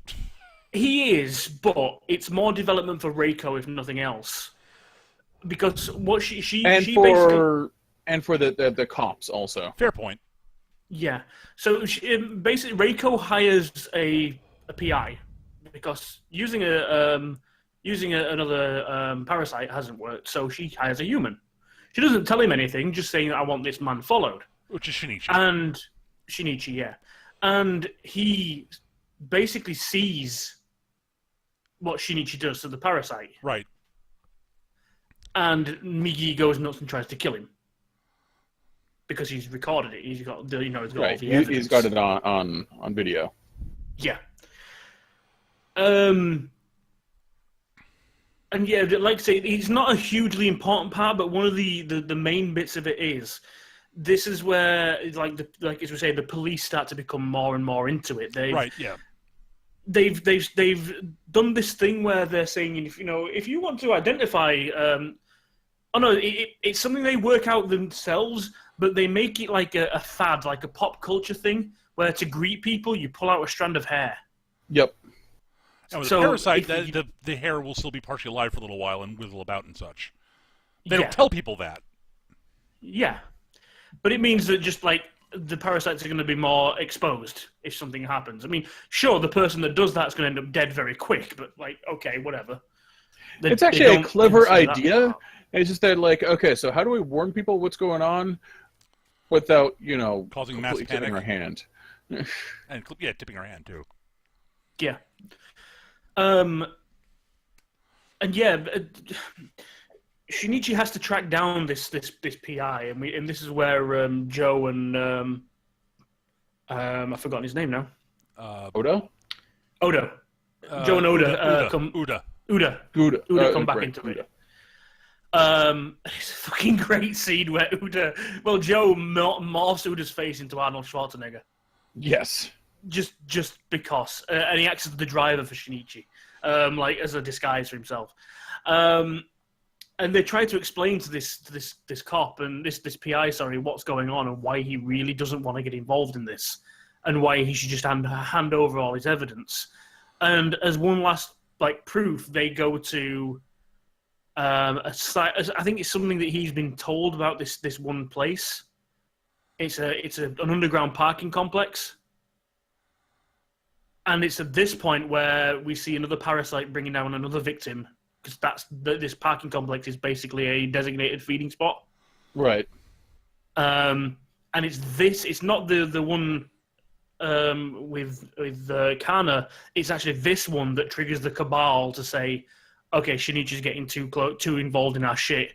This needs to be dealt with, and also so does your PI. Yeah. Right, and that's actually before they go after Reiko. That's right. Yeah. So the Parasytes, they send Migi after. So Shinichi has a chat with the detective, and he basically says, "Yeah, fuck this, I'm out." And Shinichi basically tries to convince him to go take the evidence to go to the police, and tells him about the detective who he thinks Shinichi's fairly certain knows more than he's letting on. But Joe's like, "Nope, I'm totally out," and gives Shinichi the SIM card with the data with the video on it, and Migi breaks it because no, we're not handing this over. I don't want to reveal shit. Right. And so the detective basically goes back home, but he's got a wife and a kid. But his office gets blown up. Well, his office gets blown up, and he's like, "Oh fuck, what the hell?" And he goes home, and it turns out his wife and kid have been killed by the Parasytes because they went to his house and like, "Oh, not here. Well, we'll kill the family too." They go after him, and he manages to escape. He basically, after he finds this out, he decides, "Fuck this! I'm going to the cops." Yep. And he spills his guts. And after this, and Mickey goes after Shinichi and Migi. Mickey is, as I said, he looks very human. He acts largely human, facially. He doesn't have. He actually has expression and. Brings across all this sort of, he seems like he seems to have a sense of humor and stuff. As he's approaching Shinichi said, "Well, he's smiling, so he can't be a parasite." And then he's like, "Oh boy, you're fast. You're really hard to catch. You know that? You're pretty quick for a human." And he's like, "Wait, what?" He's like, discoursing in a way that no parasite has. Even Migi doesn't speak. He speaks more like Joe, if anything. Yeah. And. So yeah, he basically there's a lot of sort of Shinichi running away, and Mickey hopping and getting catching lifts of people to chase after him.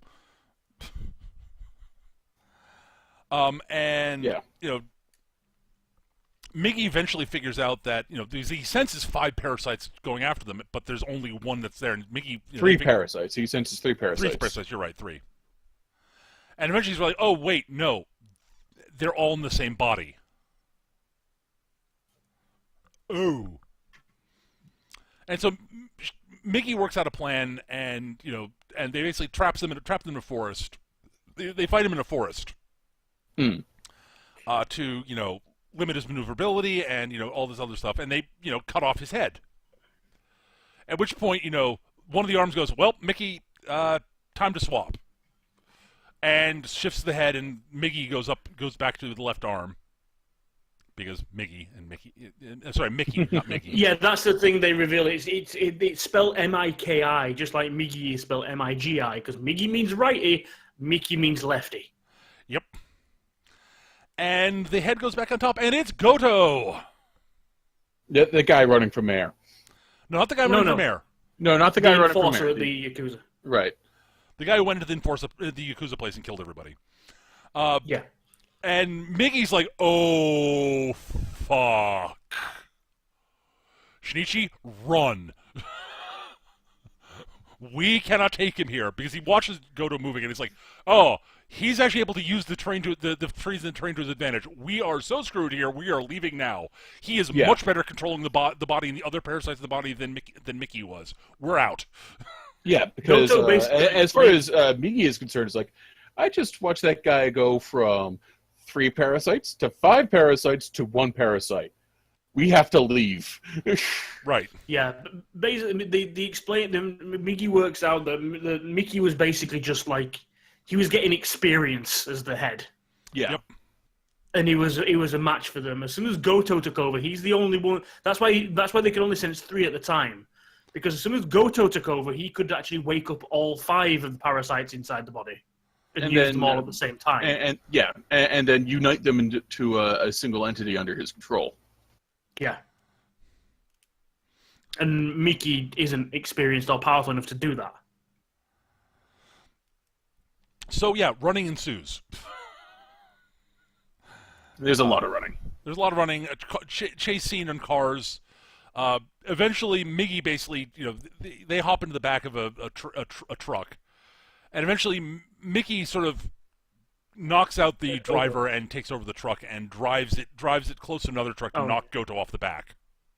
Yeah, because I mean, he's doing. This is the one thing I like about Migi. He's every time, because he doesn't have that emotional response. Every time something happens, like with another parasite, it's like, oh shit, I didn't know I could do that. Yeah, it's like Gotou turns his feet digigrade or whatever it's called, and just sprints after the truck they're on. He's like, oh, that's a cool trick. Why didn't I think of anything like that before? Okay. Well, all right then. And the only way they get away is, like you say, they basically scrape him off. Yeah, and the drivers in the truck are like, holy fuck, what the hell happened? Why is that guy driving away? And the dude's getting up. Why is he monstrous? And, well, we are all dead. It's a great scene where, Gotou's like, wow, I feel tired. Must be from all the blood loss. Just grabs, literally reaches out an arm, coils around a guy, pulls him over, and eats his head. Yep. It's actually sort of great, sort of a almost Pac-Man-like way he does it too. Yes. Yeah.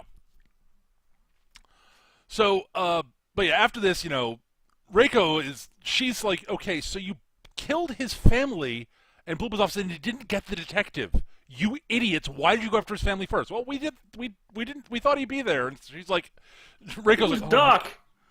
Oh my god, you people are idiots. No, seriously. The literal excuse they use is it was dark. We just killed whatever moved.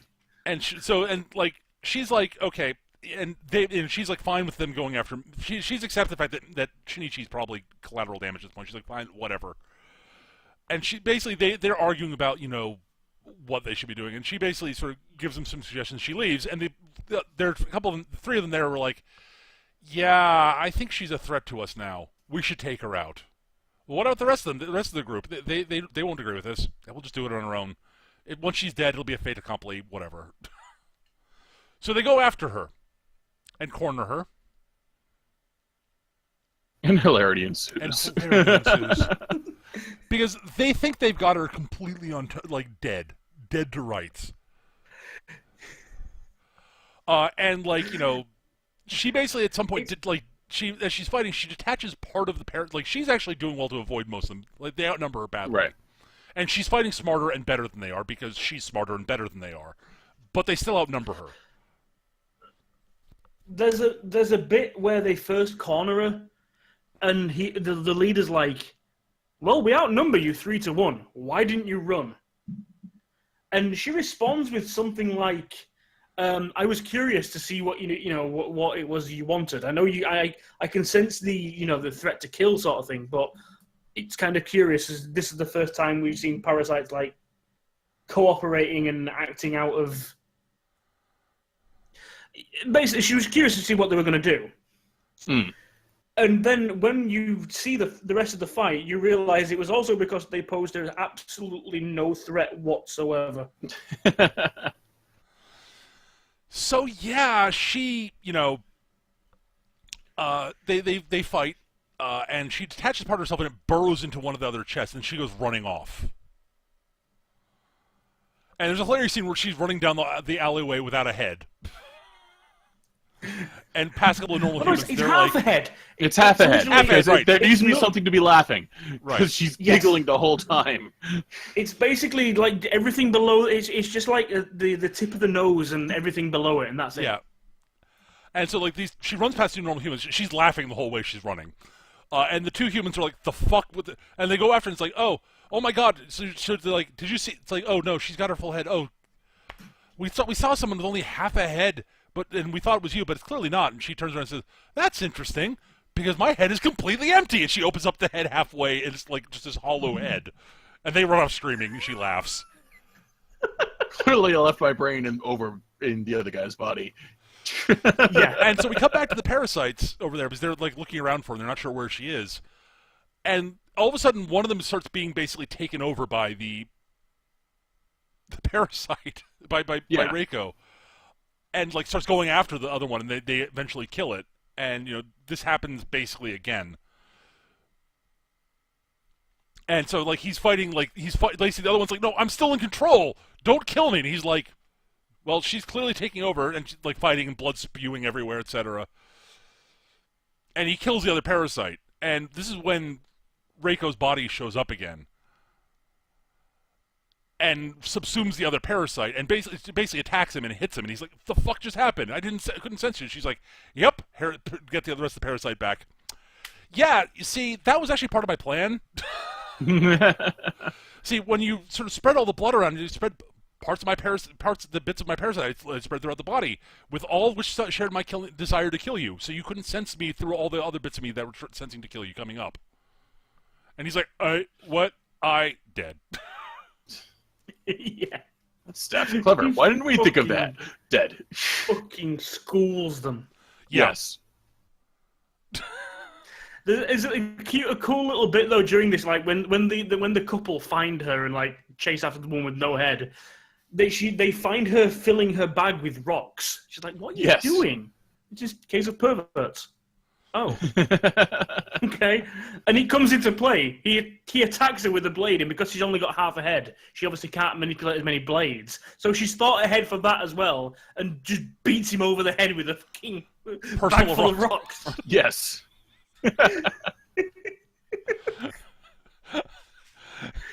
Reiko's awesome. Yes. While all this is happening, the detective has, and I'm glad made me talk about the detective because I almost forgot this bit. The detective basically, has decided he's going to take out Reiko because this is clearly all her fault. This is after he's not wrong. Yeah, and he basically, instead of basically the police have sent him off to basically get his head together and write down his stuff. And they come to his hotel room where they're stashing him, and he's not there, but he's left all his notes about what happened, about Tamura, Reiko, and all this stuff. And he's gone off to deal with her, and he gets to her house because he knows where he's worked out where she lives, and breaks in, and well, actually, and it's been broken into because the parasites were looking for her there. And he goes in and finds the kid, and he's like, "Aha!" and leaves a note and takes the kid. Reiko shows up and sees the crib empty and the note, and she's like, "Huh. All right, he's smarter than I thought he was. All right, I'll go talk to him." And there's this, they have this little discussion in the park, and she basically says, "Okay, well, all right, I'm going to contact Shinichi and get him to come along." And she actually goes to Shinichi's house to, meet him there, and he's not there, and his father's not there, so she basically, and this is because Shinichi's warned his dad basically, like, "Look, Dad, don't stay at home.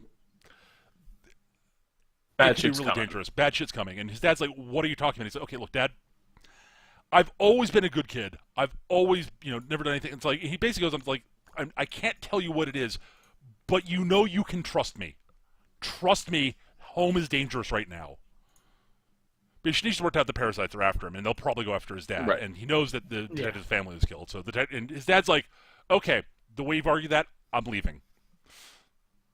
And so Reiko's there, and she's like looking through the computer and looking at family photos and stuff. She's like, "Huh, interesting."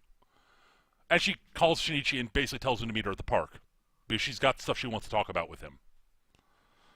And she runs into Murano on the outside there because Murano's basically, she and Shinichi had a bit of a falling out because Shinichi is refusing to tell her anything about what's going on because he doesn't want to make it dangerous for her. But she feels like he's hiding things from her, and she can't. It's like he can't trust her, and she doesn't really know who he is anymore. But her friend's basically like, "Look, Murano, go talk to him." And like the gossipy friend is like, "Look, if you don't go after him, I'm going to. I like him too. It's just you got there first, and I'm cool with that. You like him more than I do, but I'm not going to let that stay. I'm not going to let it stay. If you're not going to do anything, I am." I think it's mostly as a way to sort of prod her into doing something. Yeah. Go do your shit. Go do the thing. Go make up with your boyfriend. Shinichi's a good guy. We all know this. But yeah, Murano runs into Reiko leaving, and she's like, "Oh, you seem kind of familiar. Are you Shinichi's mom?" And she's like, "Nope." The old... She seems to imply it's basically that she's a family friend, basically. Right. And Murano sort of watches her leave, and then she tells her that Shinichi's not here either. And so Murano decides to follow her for reasons. And so she's on the fringes when everything that happens at the park goes down.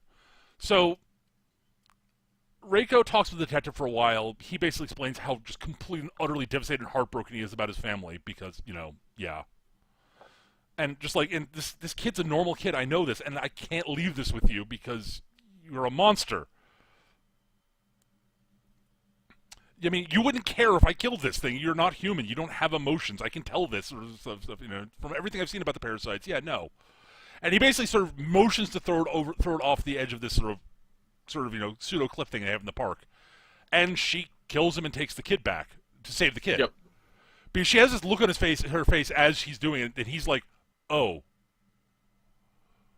And as he's dying, he's like, "I really wasn't gonna kill the kid, but I'm actually glad to see your reaction to what I was doing." And then he plummets off the side.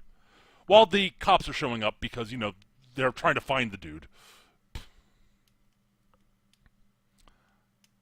And he basically... Yeah, they're looking for the for the PI because, well, he did just sort of fuck off and with all their evidence. Well, he left behind his notes, and he didn't have any actual evidence. He is their evidence is the problem. Yes. He's an eyewitness. Yeah. And he basically sort of quasi mentions a partner at some point, but never reveals Shinichi's name. And he mentions to Tamura Reiko, and he basically mentions that she's up there and dressed all in white with, some of the kid had some of her kid has some of his blood on it. As the cops go off looking for her, and she sits there and she runs into she and Shinichi meet up finally, and they start talking. Which is when the cops show up. And the lead detective basically is like, "Okay, look, are you Tamura Reiko?" She's like, "No, I'm totally not Tamura Reiko. I have no idea who you're talking about. What are you talking about, detective?" Doing a pretty good acting job. Yeah. She's gotten much better at this as she's gone along. Yeah. And, he basically says, "Okay, well, I hate to do this. I really don't want to do this, but I'm certain you are Tamura Reiko and you are one of the parasites. Okay, I'm taking full responsibility for this." And the other cops are like, "Dude, what if she's not actually a parasite?" He's like, "I'm taking full responsibility for this." And he shoots her in the head. Yep. And Reiko's, survives. She goes, thunk, and she's like, "Oh, well done, detective." Well, shit. Guess that didn't work as well as I had hoped for. All right, moving on. And she basically starts walking towards Shinichi, and the cops are like, "Don't do that," and they start shooting. And she basically uses her parasite abilities to shield the kid. Yep. And she takes shot after shot. She walks up to Shinichi, talking to him the whole while about, the parasites. She's not entirely sure what the parasites are or whatever, but they are actually more fragile than humans. Because they can't survive on their own. Right. And she basically says, "Don't bully us, please." And... To which everyone, the three of us and Shinichi all go, "What the fuck are you talking about, Reiko?" Yeah, it's her one bit of, "What the fuck, Reiko?" And she basically gives the kid over to Shinichi. She says, "Make sure he grows up among humans." And she's not entirely sure what's happened, but she's, become fond of the child. She's formed a bond with it. It's her kid. And, and after she hands it over, she dies. And Migi's like, why did she do that? Why did she protect it? I don't understand. I don't understand her sacrifice here. What? I don't get... What? That doesn't make any sense. At which point, Murano, having heard all the gunfire, eventually shows up. Yeah. Seeing, the dead... She managed, unlike most parasites, she managed to retain the shape of her head after she dies. Yeah. Well, I think part of that is because she wasn't actively fighting. Right. And, she... The head does wither up. It's just, it's recognizable as a person. Right. And, and the detective basically sort of, tries to get Shinichi to admit he's involved in this, and Shinichi's like, I just ran into this woman. I have no idea who she is. Yeah, what are you going to do with the kid? Oh, going to give it over to, make sure it's healthy and okay, and then probably it'll be adopted by, some family. And so he's like, okay. And, he and Murano have a bit of a reconciliation, which is nice. Hmm. And then we move sort of into the end game of the show, really. The detective should have been the end game of the show. Yeah. Anyway, the detective brings Shinichi in because he's convinced Shinichi knows more than he's letting on. And it turns out they have something. They have a bit of an ace in the hole. They have a serial killer who claims he can sort of detect the parasites. He can tell when a parasite's, whether a human's a human or a parasite. Whether a person's a human or a parasite. With his the police basically think he's professing to be a psychic or something like that. Right. But as he explains it a little bit later on, without getting into jumping ahead a little bit, it's basically that he sees himself as such a monster anyway that he can tell the sheep from the other monsters. It's more than it's a bit more than that. It's his philosophical. It's the serial killer philosophical bullshit that he's more into what being human really is, which is yeah. And natural human nature is to want to kill other humans. Right. Because he's a crazy man. Right, and but he can tell when other people are not he can tell, but because of that he can tell the parasites apart from the humans because they're also they're more animalistic and want to they're not human. They're basically he's got Kana's shtick, except he recognizes that it is a threat and isn't drawn to it. Right, but it's not even like he senses it. He can sort of it's more he's telling you from bodily cues and shit. Also, it's when he sees them, yeah. Except that I think there's some of the psychic stuff to it also because he's able to tell that there's something up with Shinichi, but not exactly what. And fortunately, also because Migi's asleep during this. Yeah. So they do sort of a double blind thing where they bring in people who claim that because their psychic abilities can detect parasites, but they're there to basically be tested against the serial killer dude. Right. And they get to Shinichi and he freaks out a bit with Shinichi, but he's like, no, never mind.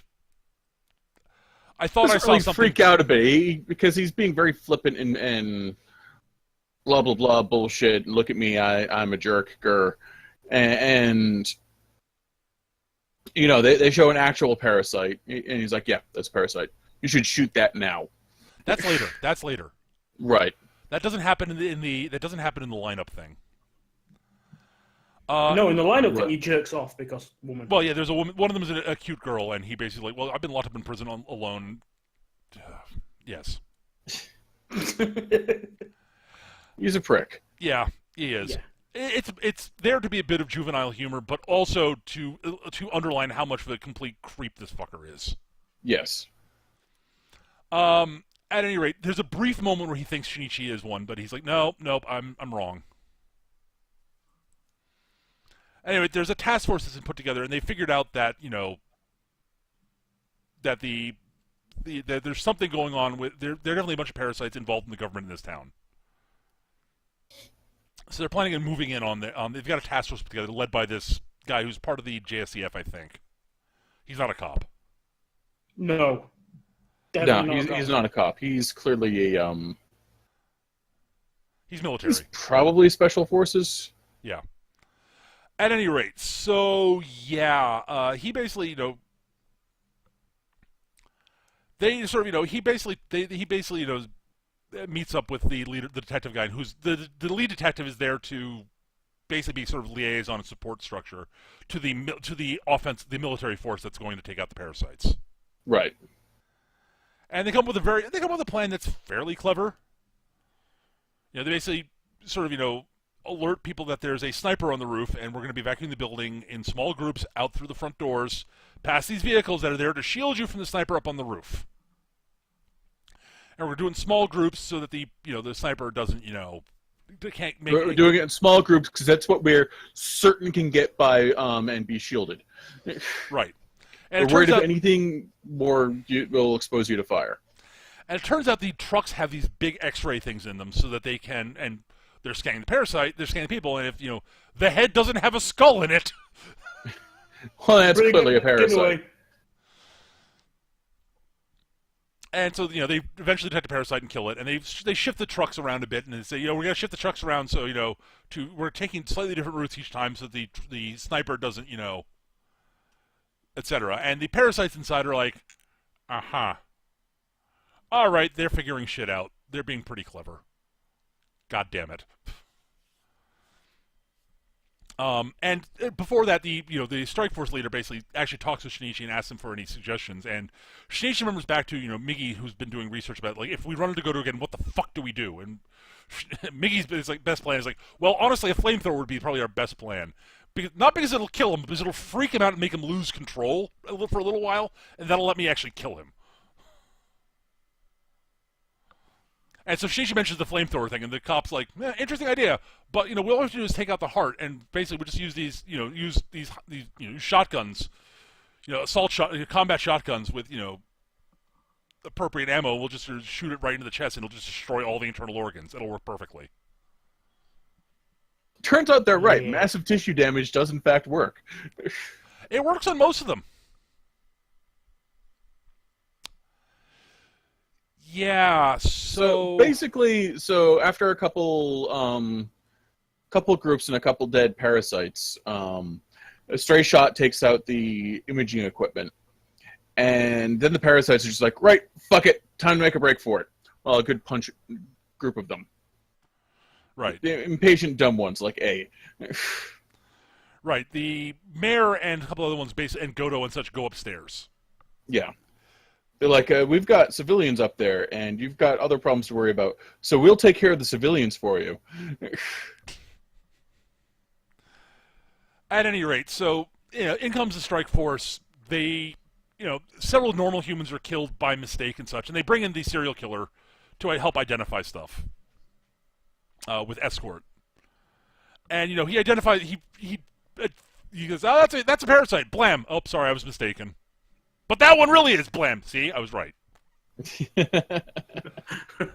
Well, I was wrong. Clearly, I'm fucking with you guys because I can. Because I'm a horrible, awful serial killer. So at any rate, they go through they basically contained and kill off the parasites downstairs, and they're going upstairs to deal with the ones upstairs. Yeah, the problem is Captain Mercenary starts to go a bit. One of the lines he comes out with is, when they're hunting through, they see a dude and he just blows them away. And the guys are like, how did you know that was a human?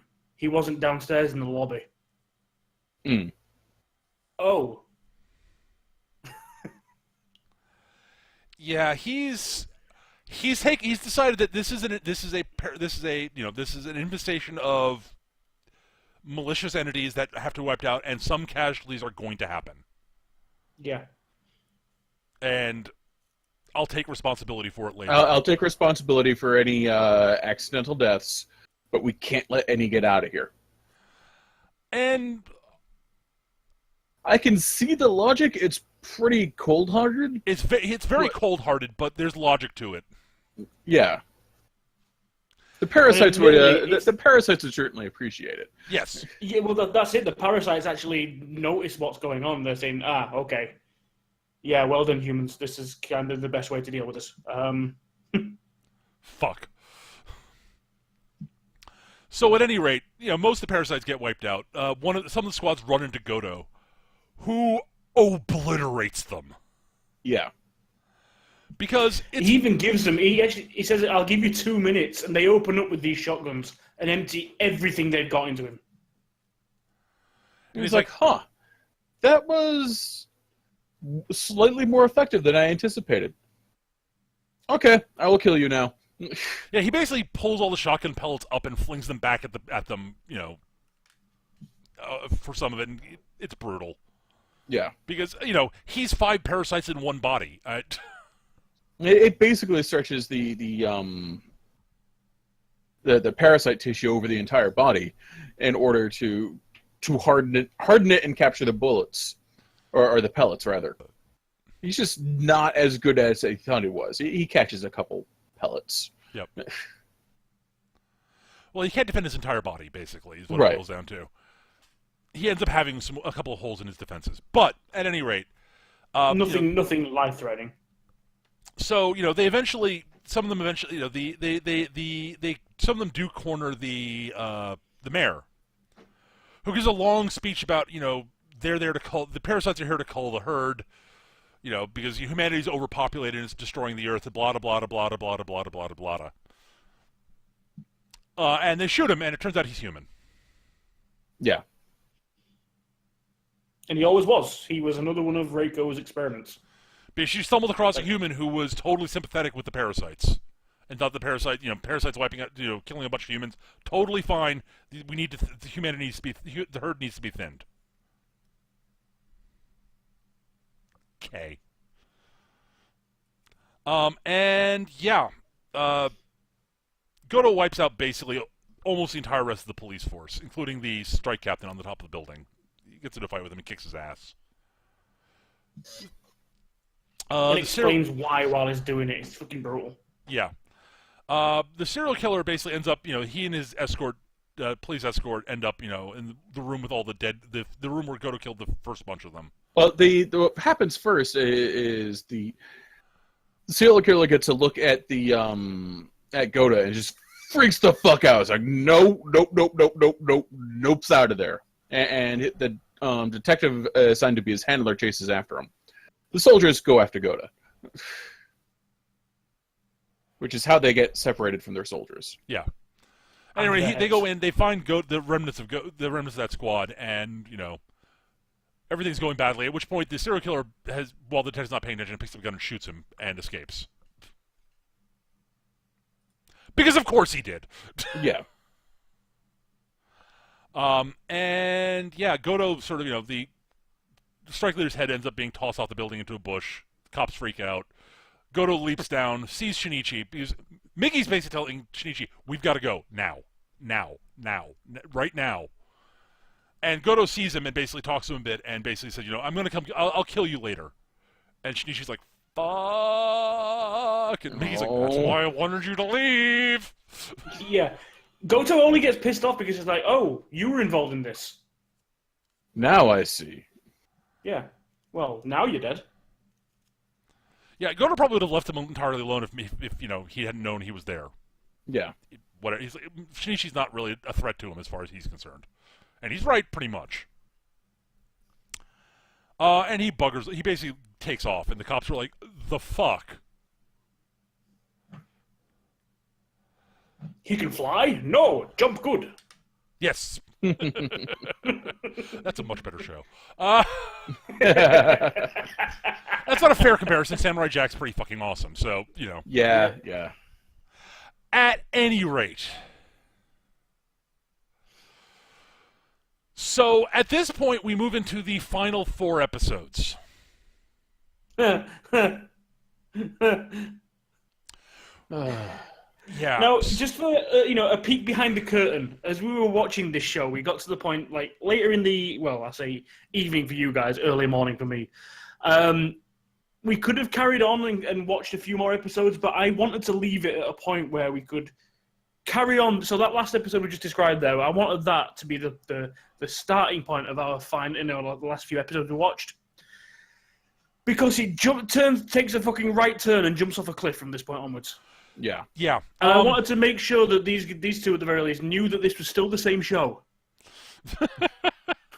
So Shinichi basically decides, okay, I don't know what the fuck to do at this point. He's got to avoid Gotou somehow. And, he spends a while sort of running away, and he's walking through crowds of people and realizing that Gotou can look like anybody. And he freaks out. And, Migi's asleep during all this. So it's like, oh, fuck, I'm screwed.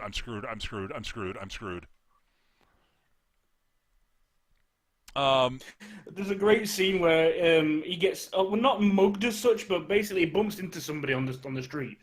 And it's your typical sort of, like, bullshit bully kind of guy who, like, he says, yeah, you should apologize. Get on your knees and apologize. And he's like, okay, because he's seen Gotou in his head. He gets on his knees and apologizes and says sorry. And then the guy pushes him a bit further and pushes him a bit further. And he snaps and just lashes out. He's like, I already apologized. Whack! What more do you want? Punch! And then runs off. Their asses the whole time, weeping, and screaming. But why didn't you just let me apologize?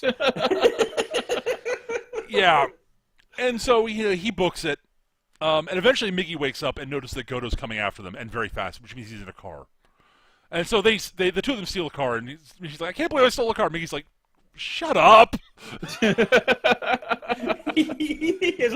But the best thing about this scene, though, is that Migi's the one driving. Yes. Shinichi's in the driver's seat, obviously, but Migi has gone, like, he's pulled the arm across, he's grown 2 arms of his own, he's got things down to the pedals, and he's just steering. He's like, when did you learn to drive? I learned Japanese in a day. Oh, okay. Yeah. But why are we doing this? And it gets to this whole fucking discussion. It's like, look, I don't care about theft. That's a stupid human thing. I'm doing whatever it takes to survive. But it's basically theft, though, right? Yeah, sure. Fine, sure, whatever. But yeah, Migi comes up with a plan to. It's like, okay, I've come up with a plan to take out Gotou, and it won't involve actually harming any of the humans or anything like that. And so we cut to a bit where we see Gotou driving on on a road that's on sort of hillside, and we see another car come leaping off the road above it, down towards him, and smashes into the car. It's a great transition as well. They're just driving into. It's like Migi's like, I've got a plan. It's a bit risky, but it might just work. Cut to Gotou driving in a car, looks up out of his windscreen, and their car is diving off the cliff towards him. Yes. And Gotou's look of, well, fuck. I didn't think of that. It doesn't kill him, because of course it doesn't. And so, thus begins the, Gotou hunting Shinichi. Through the woods. Through the woods. Migi comes up with a plan, which is basically, okay, here's what we're going to do. I'm going to disconnect from you and be up in the trees to distract him. He won't be able to sense you. You, on my signal, take a sharpened stick take a ship that I've sharpened here, set it on fire, and throw it at him. The fire will distract him and allow me to cut off his head, and we should be able to win from there. Because without his head, the other parasites will go completely out of control and be easy targets. It's a good plan. And eventually they enact the plan. Gotou's like, why are you hiding in the trees? I can sense you. Spreading out amongst trees isn't helping you. Blah, blah, blah, blah, blah, blah, blah. Yeah. And then he basically... This isn't terribly creative. Anyone would have come up with this. I expected better of you. At which point Migi basically tells Shishi to go. And Shishi does it, throws it into him, sets him on fire. He's like, well, fuck, head cut. Except it doesn't completely cut his head off. Yeah. Migi missed. Yeah, the reason that Migi being separated from Shinichi means he doesn't have the body mass to get enough. Right, he didn't have enough mass to get in there and cut the head off cleanly, especially through Gotou's defenses. And at this point, Gotou's like, reforming, and Migi basically tells him, Shinichi, run. There's no point in both of us dying here. Run. And eventually Shinichi does. Yeah. Shinichi basically putzes out. Yes. He runs away. And eventually, he's running through this sort of countryside, and eventually is at this house where he basically stops by at an outside tap to get some water, and this old woman comes out and sort of says, "Are you a burglar?" And she's like, "No, well, technically, I guess, because I'm just getting some water. Water's not free, I know, I'm sorry. I'll be on my way." And she's like, "You're hurt." And he's like, "No, it's not." It's already stopped bleeding because he took a scalp wound along the way. But he thinks she's talking about his arm. She said, "No, you seem like you've had that injury for a while. I'm talking about the cut on your head." He's like, "Oh, It's probably stopped bleeding by now. And she's like, nope, come inside. I'm gonna disinfect it and stuff. And he's like, okay. And thus begins a very strange rest of the episode. Yeah, where it basically ends up living with this old lady for a few days, doing odd jobs, and they become friends, and it's... Yeah. And she claims... It's very tonally dissonant. Yeah, and she basically, she tells him about, like, okay, look, there's a lot of weird stuff going... There's been some strange stuff happening in this village recently. We'll introduce you to everybody else as my nephew, so that they don't ask questions. Yeah, over here is this giant... People keep dumping, like, people from other places keep dumping their trash here, and it caught fire at one point and really burned everything down. So we've been trying to find out who's been doing it. Just been unable to see it. It's kind of illegal dumping such bullshit. Grr, arg, why would I do that in our peaceful little forest village? So, at any rate... Chekhov's garbage dump. Yep. I was proud of that one. Yeah. So eventually Shinichi decides to nut up and actually go after Gotou because, like, what happens is the villagers come up and, like, Gotou is still hanging out in the woods sort of chilling and, a couple of villagers run across him and he kills and eats one of them while the other one runs away. And basically he comes back to town telling, like, there's a murder in town and they're like, well, that's got to be the fault of the stranger in town, which is that is, what's her name's nephew. You're not really her nephew, are you? And she's like, what are you talking about? And they're like, look, it's got to be Tyler Stranger. And the dude is like, escapes. He's like, no, look, seriously, it was a monster. I saw it. And they eventually, okay, fine, we'll form a hunting party and go take care of this monster. And she's like, oh, fuck, they're all going to die.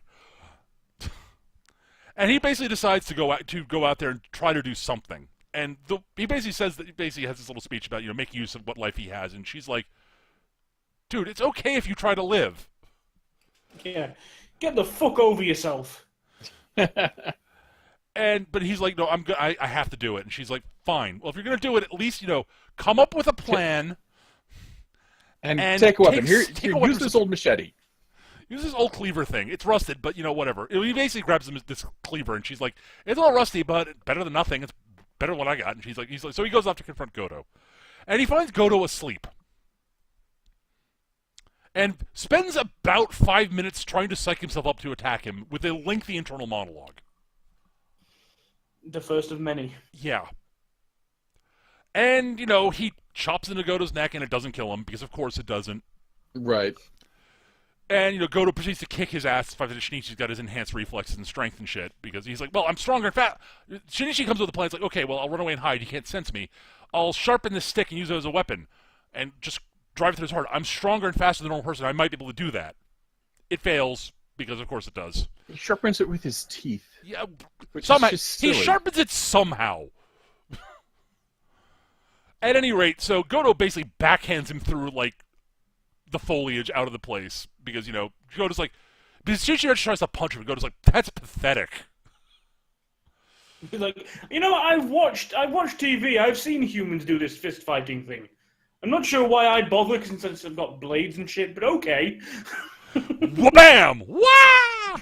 And Shinichi lands in the garbage dump. The apparently highly flammable garbage dump. Yep. Chekhov's garbage dump. And so Gotou comes to confront him there, and Shinichi basically finds a sharpened thingy there. I think it's a bit of metal or something. Yeah, it's like a bit of crank or rebar. something. And he remembers that he saw Gotou bleeding from a couple of wounds on his side, and Migi mentioned that he probably have a weak point somewhere. And he's like, okay, that's probably Godou's weak point. So I'll stab him there. And, he goes through his... Shinichi, uses some of the last of his energy reserves to dodge and weave about. And, like, stabs it as deep as he can in there. And Godou's like, fuck, that hurt. How did you know that was my weak point? Well, I saw you bleeding from there in the fight after the cop thing. And Godou's like, okay, well, I'm still going to kill you now. Oh, Yeah, I did forget to mention, right before all this happens, like, he's sort of noticed Migi sort of talks to him in his dreams occasionally. And he noticed a very sort of reduced version of Migi in his dreams once.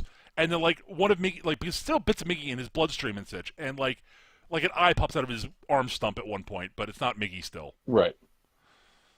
So At least not enough of Migi to be Migi. right, and so eventually, he runs away and ends up in the forest again. Goto eventually catches up with him, and it's like, okay, that's it, time for you to die, and swings his arm down, and little bits of claw come up out of the arm stump, to block it, and then shit happens. We get Migi ex machina at this point. Yeah. Jesus Christ. So, electricity runs up and down Goto's arm and body. The arm explodes, and Migi reforms on Shinichi's arm. For reasons. Because apparently Migi had been absorbed into Goto and was sort of subsistent, Despite the fact we see him clearly wither up and die. Yep, we're not going there. But now that he's come in contact with Shinichi, physical contact with Shinichi, he's got his consciousness back, rejoined Shinichi. And at this point, Goto's other parasites start rebelling and freaking out because apparently there was toxins on the rod that Shinichi shoved into him, which Migi knows about. That's part of the reason he woke up also. Because they're all trying to flee from the toxins that are coursing throughout Goto. And basically he explodes. Yeah. He pops like a particularly large zit, honestly. They basically do the whole thing where each of the parasites are all pulling in a different direction, trying to get away from these toxins. Because if there's one driving factor that all parasites have, it's self-preservation. Right. Right. And also eating people. Yes. That too. And at this point, Goto sort of, Migi basically, talks with Shinichi and sort of, they sort of go down to the garbage dump, and Shinichi shows where it's like, oh, so that's what. Oh, it's actually a pretty good plan. Stab the poison thing into him, and she's like, what poison? Migi's like, well, I'm guessing the rod got poisoned because of there was a fire here, and all the plastics melted, and when plastic burns, it releases some fairly toxic substances, and he postulates some cyanide variant that I think does happen from burning certain plastics. And she's like, oh my god, it's horrible that we dump such poisons here. And I'm sort of going, did you just listen to what... Did you not listen to Migi? No, because Shinichi's a putz. Yeah. Anyway, they go back to Goto, and Migi basically senses that Goto's not quite dead yet, and he's trying to reform. And all the bits of other parasites are sort of crawling back, and he's like, yeah, it's about 50-50 whether Goto will survive or not. But I'm not going to kill him, because, he's technically one of my people, and I'm just not that interested in killing him at this point. We can just... It'll take him long... Even if he gets back, it'll take him long enough to get himself together, we can just run away. So, if you want to kill him, that's fine. I'm not going to stop you. Because, I get that, he's a threat to the things you care about, but I'm not going to do it myself. So Shinichi's sitting there with the cleaver and trying to decide whether he's actually going to cut, because all his internal the internal organs that are the bits that need to be kept alive from the human are there. And so Shinichi then proceeds to spend another 5 minutes internal monologuing about whether he has the right to kill Goto or not. Yeah. The answer is yes. Well, in no, fact, the answer is it is not a right but a duty. Yes. But his answer that he comes up with at first is, no, I don't. I'll leave it to fate whether he survives or not. And then he goes, fuck it, it's selfish and terrible of me, but he's too much of a threat to people I care about, so I have to do it. I'm sorry. But it's not selfish and terrible of you. No, he goes full-on fucking emo so fucking hard. It's like, I don't have the right to deny something else life, even if it means my own. It's like, fuck off. Or the people you care about, etc. Yeah. The tremendous amounts of potential that would be lost with every death he creates. And... Self-preservation, if nothing else.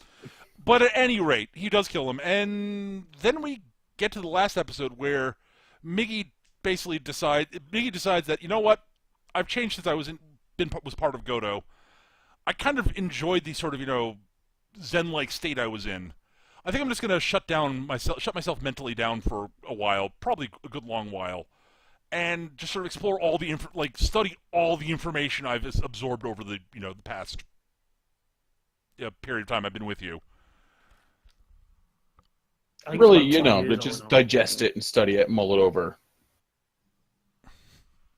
Which was sort of interesting, and Shinichi's all freaked out about this, like, oh my god, I've lost my friend, and I'm sort of going, really? Okay. And yeah. Migi's literally like, look, okay, I'm going to do this. Clearly, you've got your hand back. Just consider it that, and we'll call it quits. And she's all of this happens during a dream. What is Shinichi's dreams? A dream. And he's like, you always forget the dreams, so you'll forget this, and hopefully you'll forget me. And and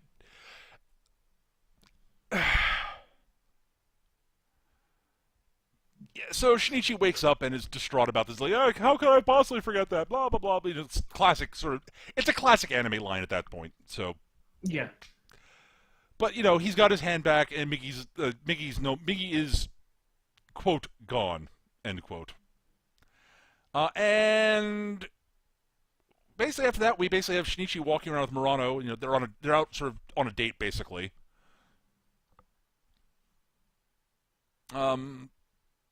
Yeah. Totally back to their normal lives. Yep. And yeah, at which point serial killer dude is around, and Shinichi sees him and decides to go after him because reasons. And serial killer takes the opportunity to sort of elude him for briefly after taking Murano hostage, because of course he does. Right. Yeah. Oh, by the way, did we mention that Murano has been waving death flags this entire series? And the show is very fond of killing off, female protagonists, female characters as ways to motivate, Shinichi. It's got a bad case of girls in refrigerators syndrome. Yeah.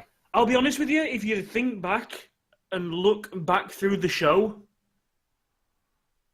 we see a lot of dudes getting killed. Well, that's not what I'm talking about, Gav. I'll go into more detail after we. I know, but one thing I've noticed, and I'll bring it up at this point. If you notice, a lot of the parasites that get eaten are all women. Yep. Not parasites, the humans that get eaten are all women, young women at that. Yep. I was joking about it as we were showing it because it was always like they picked women up on dates, took them to somewhere, and ate them. But when you think about it, yeah, the vast majority of the people that actually get eaten in this are all women. Yep. There are a few guys, but it's mostly women. Yes. There are guys that get killed. No, there are a couple. Well, they're the drivers who get eaten by Gotou. Oh yes, yeah, there is that one. And there are female parasites who very clearly, if they're using the seduction thing, are kill guys, but or they might kill women. Who knows? They might. I don't know. But almost all the ones we see on screen getting eaten are women. That is completely true. Mm. But the girlfriend refrigerator thing is a bit different. But we'll get to that in a second. Yeah. Yeah. So yeah, the serial killer dude takes Murano up on the roof. They run some other people up there. They get dead. Shinichi runs into them because the serial killer kills them because he's a killer. And the serial killer basically is holding Murano at knife point. He's got behind her, got his knife to her throat, and proceeds to basically talk. Basically, Shinichi's like, "Look, what will it take to get you to let her go?" And he basically says, he wants Shinichi to admit that he's not human either. He's part parasite or what have you. He's convinced that Shinichi is. And he goes on about how you're closer, the parasites are closer to humans than to what humans are supposed to be than everybody else. It's normal human nature to want to kill other humans. It's blah blah blah blah blah blah blah blah blah blah blah blah blah blah blah blah blah. I mean, he's a crazy serial killer, so it's the kind of tripe that I expect to come out of his mouth, honestly. And Shinichi's basically willing to say whatever to get him to let Murano go. And Murano's basically like, fuck this. I have seen so much scarier shit than you, asshole. Yeah. Because she has. Yeah. That school... See, this is the thing. Most schools have, exam pass rates, attendance records. This school has a fucking mortality rate. Yeah. Because on two or three separate occasions, there are mass deaths in the school. It's like, the fuck? At any rate, so, yeah. So Shinichi basically just, is, sort of tries to get him to sort of let it go. She basically, proceeds to talk smack about it. And he's like, well, fuck it. I've always enjoyed killing the spunky ones. And he's about to try to kill her. And she's like, okay, fine, fuck it. I'm faster than normal. I can get to him and get him before she kills Murano. So he runs up to him, and the dude's like, oh, fuck, he's trying to come after me. Fine. I will fight. I'll fight back. He throws Murano off the side. He throws Murano to the side. Which ends up putting her off the top. Right. And goes to countering Shinichi, who basically just caves in the side of his face with a punch. Yeah. Stabbing Really Shinichi blocks the knife blow with his arm and gets stabbed in the arm. Yeah, he takes it through the forearm. And basically caves the dude's head in with a punch. Meanwhile, Murano is falling off the building, so Shinichi dives for her to try to catch her, but she's clearly out of his reach. And he's like, oh god, Migi's not here, I can't do anything. And then we have this sort of internal flash of Migi saying, fine, I'm not going to do this all the time. And we cut back to him having actually caught her. He pulls her back up on the roof, and that's basically the end of the show.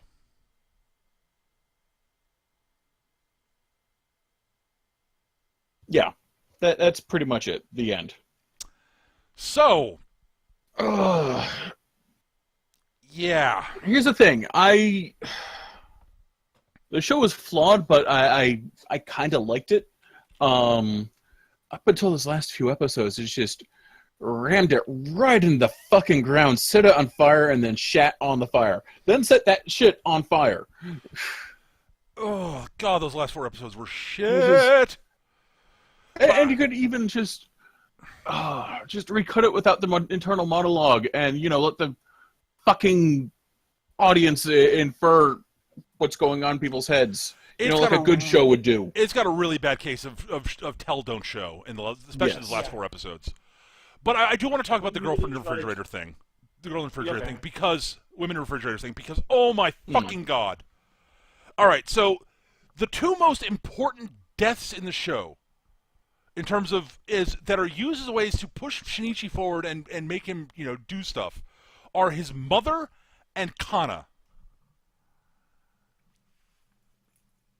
And sort of onto the side, also to sort of spur the detective to do the right to actually do the right thing and go to the police with the stuff he knows. His wife and his daughter. Yeah. The show has a really bad habit of killing off female characters entirely just as a way to motivate an important male character to do something. To be fair, the PI's death was largely a girl on a refrigerator moment for the detective in charge. Yes, and the detective in charge was already moving forward, anyways. But yeah, right. This clearly that was a death that spurred other character forward. Also, I agree. Yeah, and the mother thing would be, if it was just his mom, I would be sort of like, okay, it's sort of like whatever. But Kana's existence in the show literally serves no fucking purpose other than for her death to move Shinichi forward. She foreshadows the serial killer's ability. But yes, that's it. Yeah, that's pretty much it. And to make Murano a little jealous. But yes, I agree. Her major purpose is to die. Is to die in front of Shinichi. Yes. Yeah. That's one of my... That is not my actual biggest problem with the show, but it's a big problem. My biggest problem with the show, honestly, is the number of questions it raises and then does nothing with. Yeah. There's a lot of that. And the way it raises the questions in ways that makes it in sort of almost smug ways. Like smug, haha, aren't I smart for asking this question? Yeah. It's that mentality. It's like, I'm going to ask a really intelligent question. I can't answer it myself, but I realize there was a question here. Like at its core, there's a sort of a central one of the sort of central questions the show raises is, what does it actually mean to be human? And that's a really interesting question to talk about. And you can do really good stuff with that and do excellent storytelling with that. And you don't even necessarily have to answer the question at the end, but you have to ask it in sort of an intelligent way and do intelligent things with it. Parasyte doesn't. And it sort of does kind of come up with an answer at the end, but it's such a non-answer because basically Shinichi one of his final thoughts about humanity is, well, we can't understand each other, so it's kind of pointless to think about this. And to which my reaction is, oh, fuck you! Yeah. Thanks. The questions that, Shinichi's asking all these sort of like during those last 4 episodes especially, but the last 4 episodes, during his internal monologuing, Shinichi starts raising all these like first-year philosophy questions, like the types of questions that people who took first-year philosophy and flunked out of it are really deep and profound.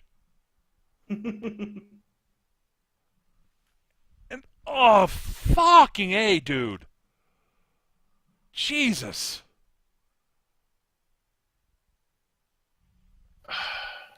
Yeah, So it there's one really point shat he on comes- it. It's just One point he comes up with is like humans can't be what is it? Humans are only benevolent to their environment because it threatens their life if they're not. Or the only reason we work together is because it's beneficial to do so. Or the only reason we care about the environment is because it's beneficial to do so. We act like we're being kind to things, but we just don't want to go extinct. We're being selfish. That's why we do it. It's like, oh, for fuck's sake. Jesus Christ. Well, here's the thing: is on a that's one of those sort of philosophical arguments that you can make, and it's an interesting one. But you have to take it steps further than that. Yes. Yeah, it gives you the headline, but none of the meat. Right. And it's like, that's going back to someone who failed out of first-year philosophy. Like, literally. That's like, Yeah. It's that sort of thing. The show really does think it's really being smart about this stuff, and it really isn't. Ugh. And it really doesn't help that the protagonist is really not very interesting.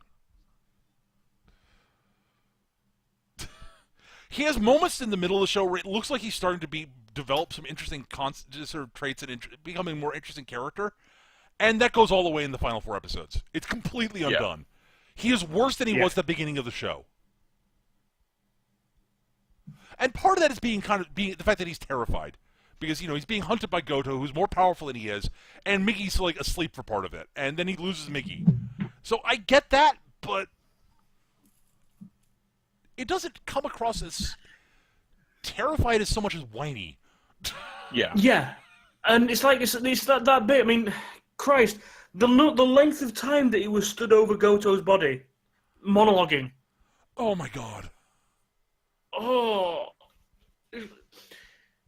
And it's like it's not like it was a new thing. He did that a lot anyway, but it was in these last couple of episodes where it was like you'd noticed it because it was pretty much the only thing he did.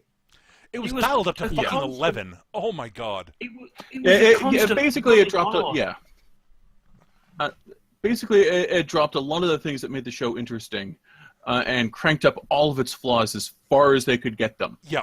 And it was, oh, Jesus Christ. You're not as smart as you think you are, show. And I can forgive that up to a point. Yeah, I can. But we're well past that point. Yeah. Yes. All right. So, yeah. So we should probably move on to final thoughts. Right. Yeah. I'll start, then Eric, then Gav, because it's Gav's recommendation, so he gets to go last. So, my final thoughts. I did not like this show. Really? Are you sure? Yeah. Shall we watch it again? I think we should watch it again to be certain. Fuck you! Okay, so here's the thing. For a good chunk of the show, it was a show that I thought was perfectly okay, but it was not my cup of tea, and I wasn't enjoying it. I'm not into body horror. That just doesn't do anything for me. I don't think it's terrible. I just don't particularly. I don't enjoy it. I don't find it interesting. It can be like there are things that involve body horror that I think are great. Wonderful example of that was John Carpenter's The Thing. Yeah. Great example. Which this takes a huge fucking page from. It does, to its discredit. Yeah. Second, so I don't think I'm big in that, and I'm not a big. I'm just sort of personally kind of tired of the Invader Within thing. It's a personal thing. And if it's executed well, I'm not going to dock something for that. I'm not going to say that's bad because it's doing this. I'm going to say, whatever. Not my cup of tea, but it could be done well. But it wasn't done well enough to really carry me through that, so I wasn't really enjoying it.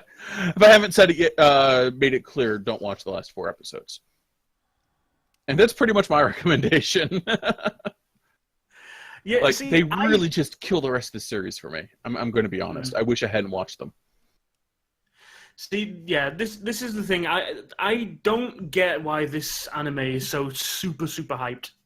I mean, it even got not only did it get a live action show, it got a live action version that ran simultaneously with the anime release. Mm. That's unheard of. And even when you read the comments of the show, everyone's like, 10 out of 10, masterpiece. I'm like, really? I mean, I get the potential. I can see what it's going for. But yes. I can see I can see what they're going for, but as you've already said, the writers think they're far cleverer than they actually are.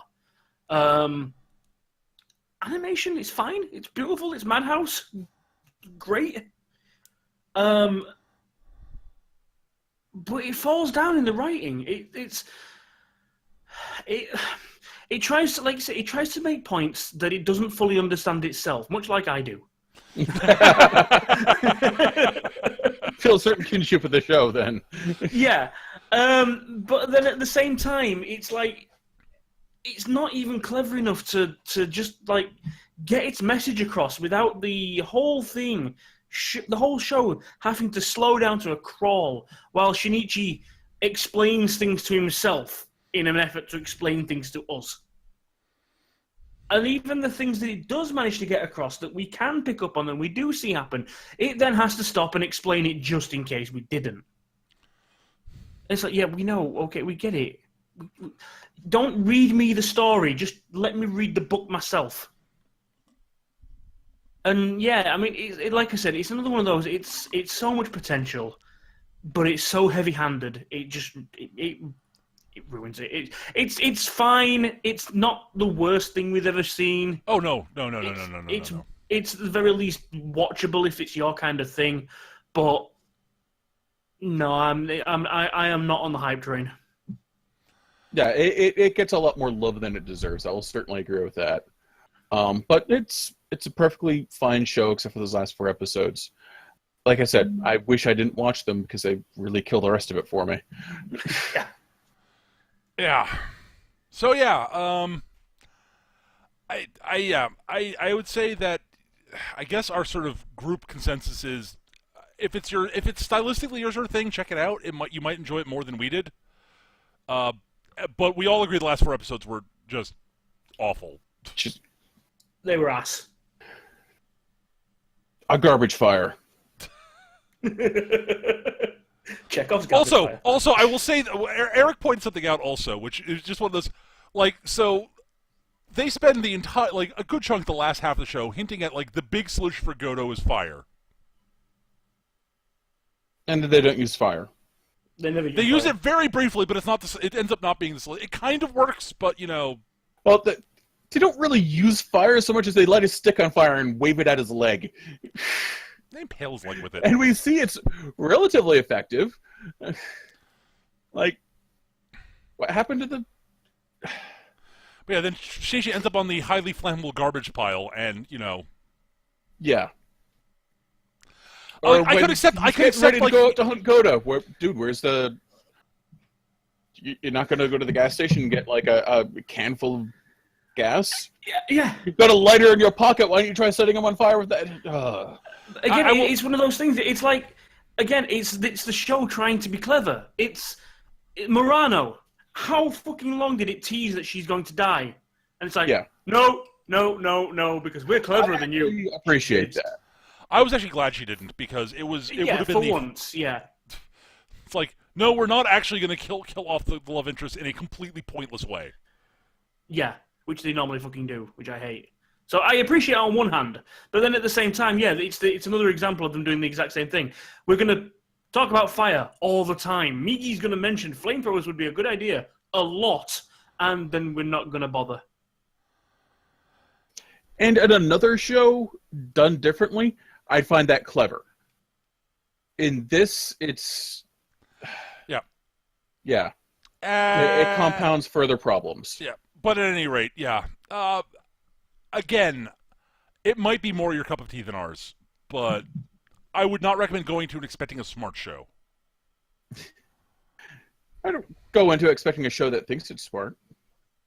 No, you might get an SMRT show, but not an SMART. At any rate, I think that's going to wrap up our discussion of Parasyte. Next time, we are going on to my most recent selection, which is a show that we've all watched. We three have watched before. We were doing. We occasionally watch other stuff alongside the series we're watching before we cover it. Just as, a little variety. One of the ones we did at one point because I really enjoyed it and wanted to watch it again was Girls in Panzer. And we've been talking about wanting to do an episode on Girls in Panzer for about a year now.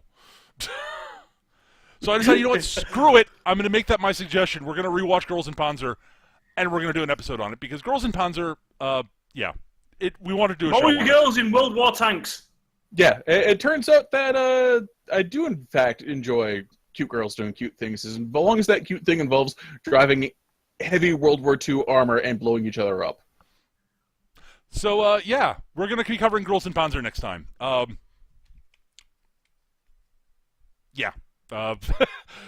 Spoilers! Bit of a palate cleanser there. Yeah.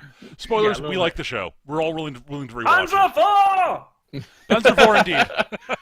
Yeah, Panzer Halt. See you guys next time, everybody. Bye. Bye-bye.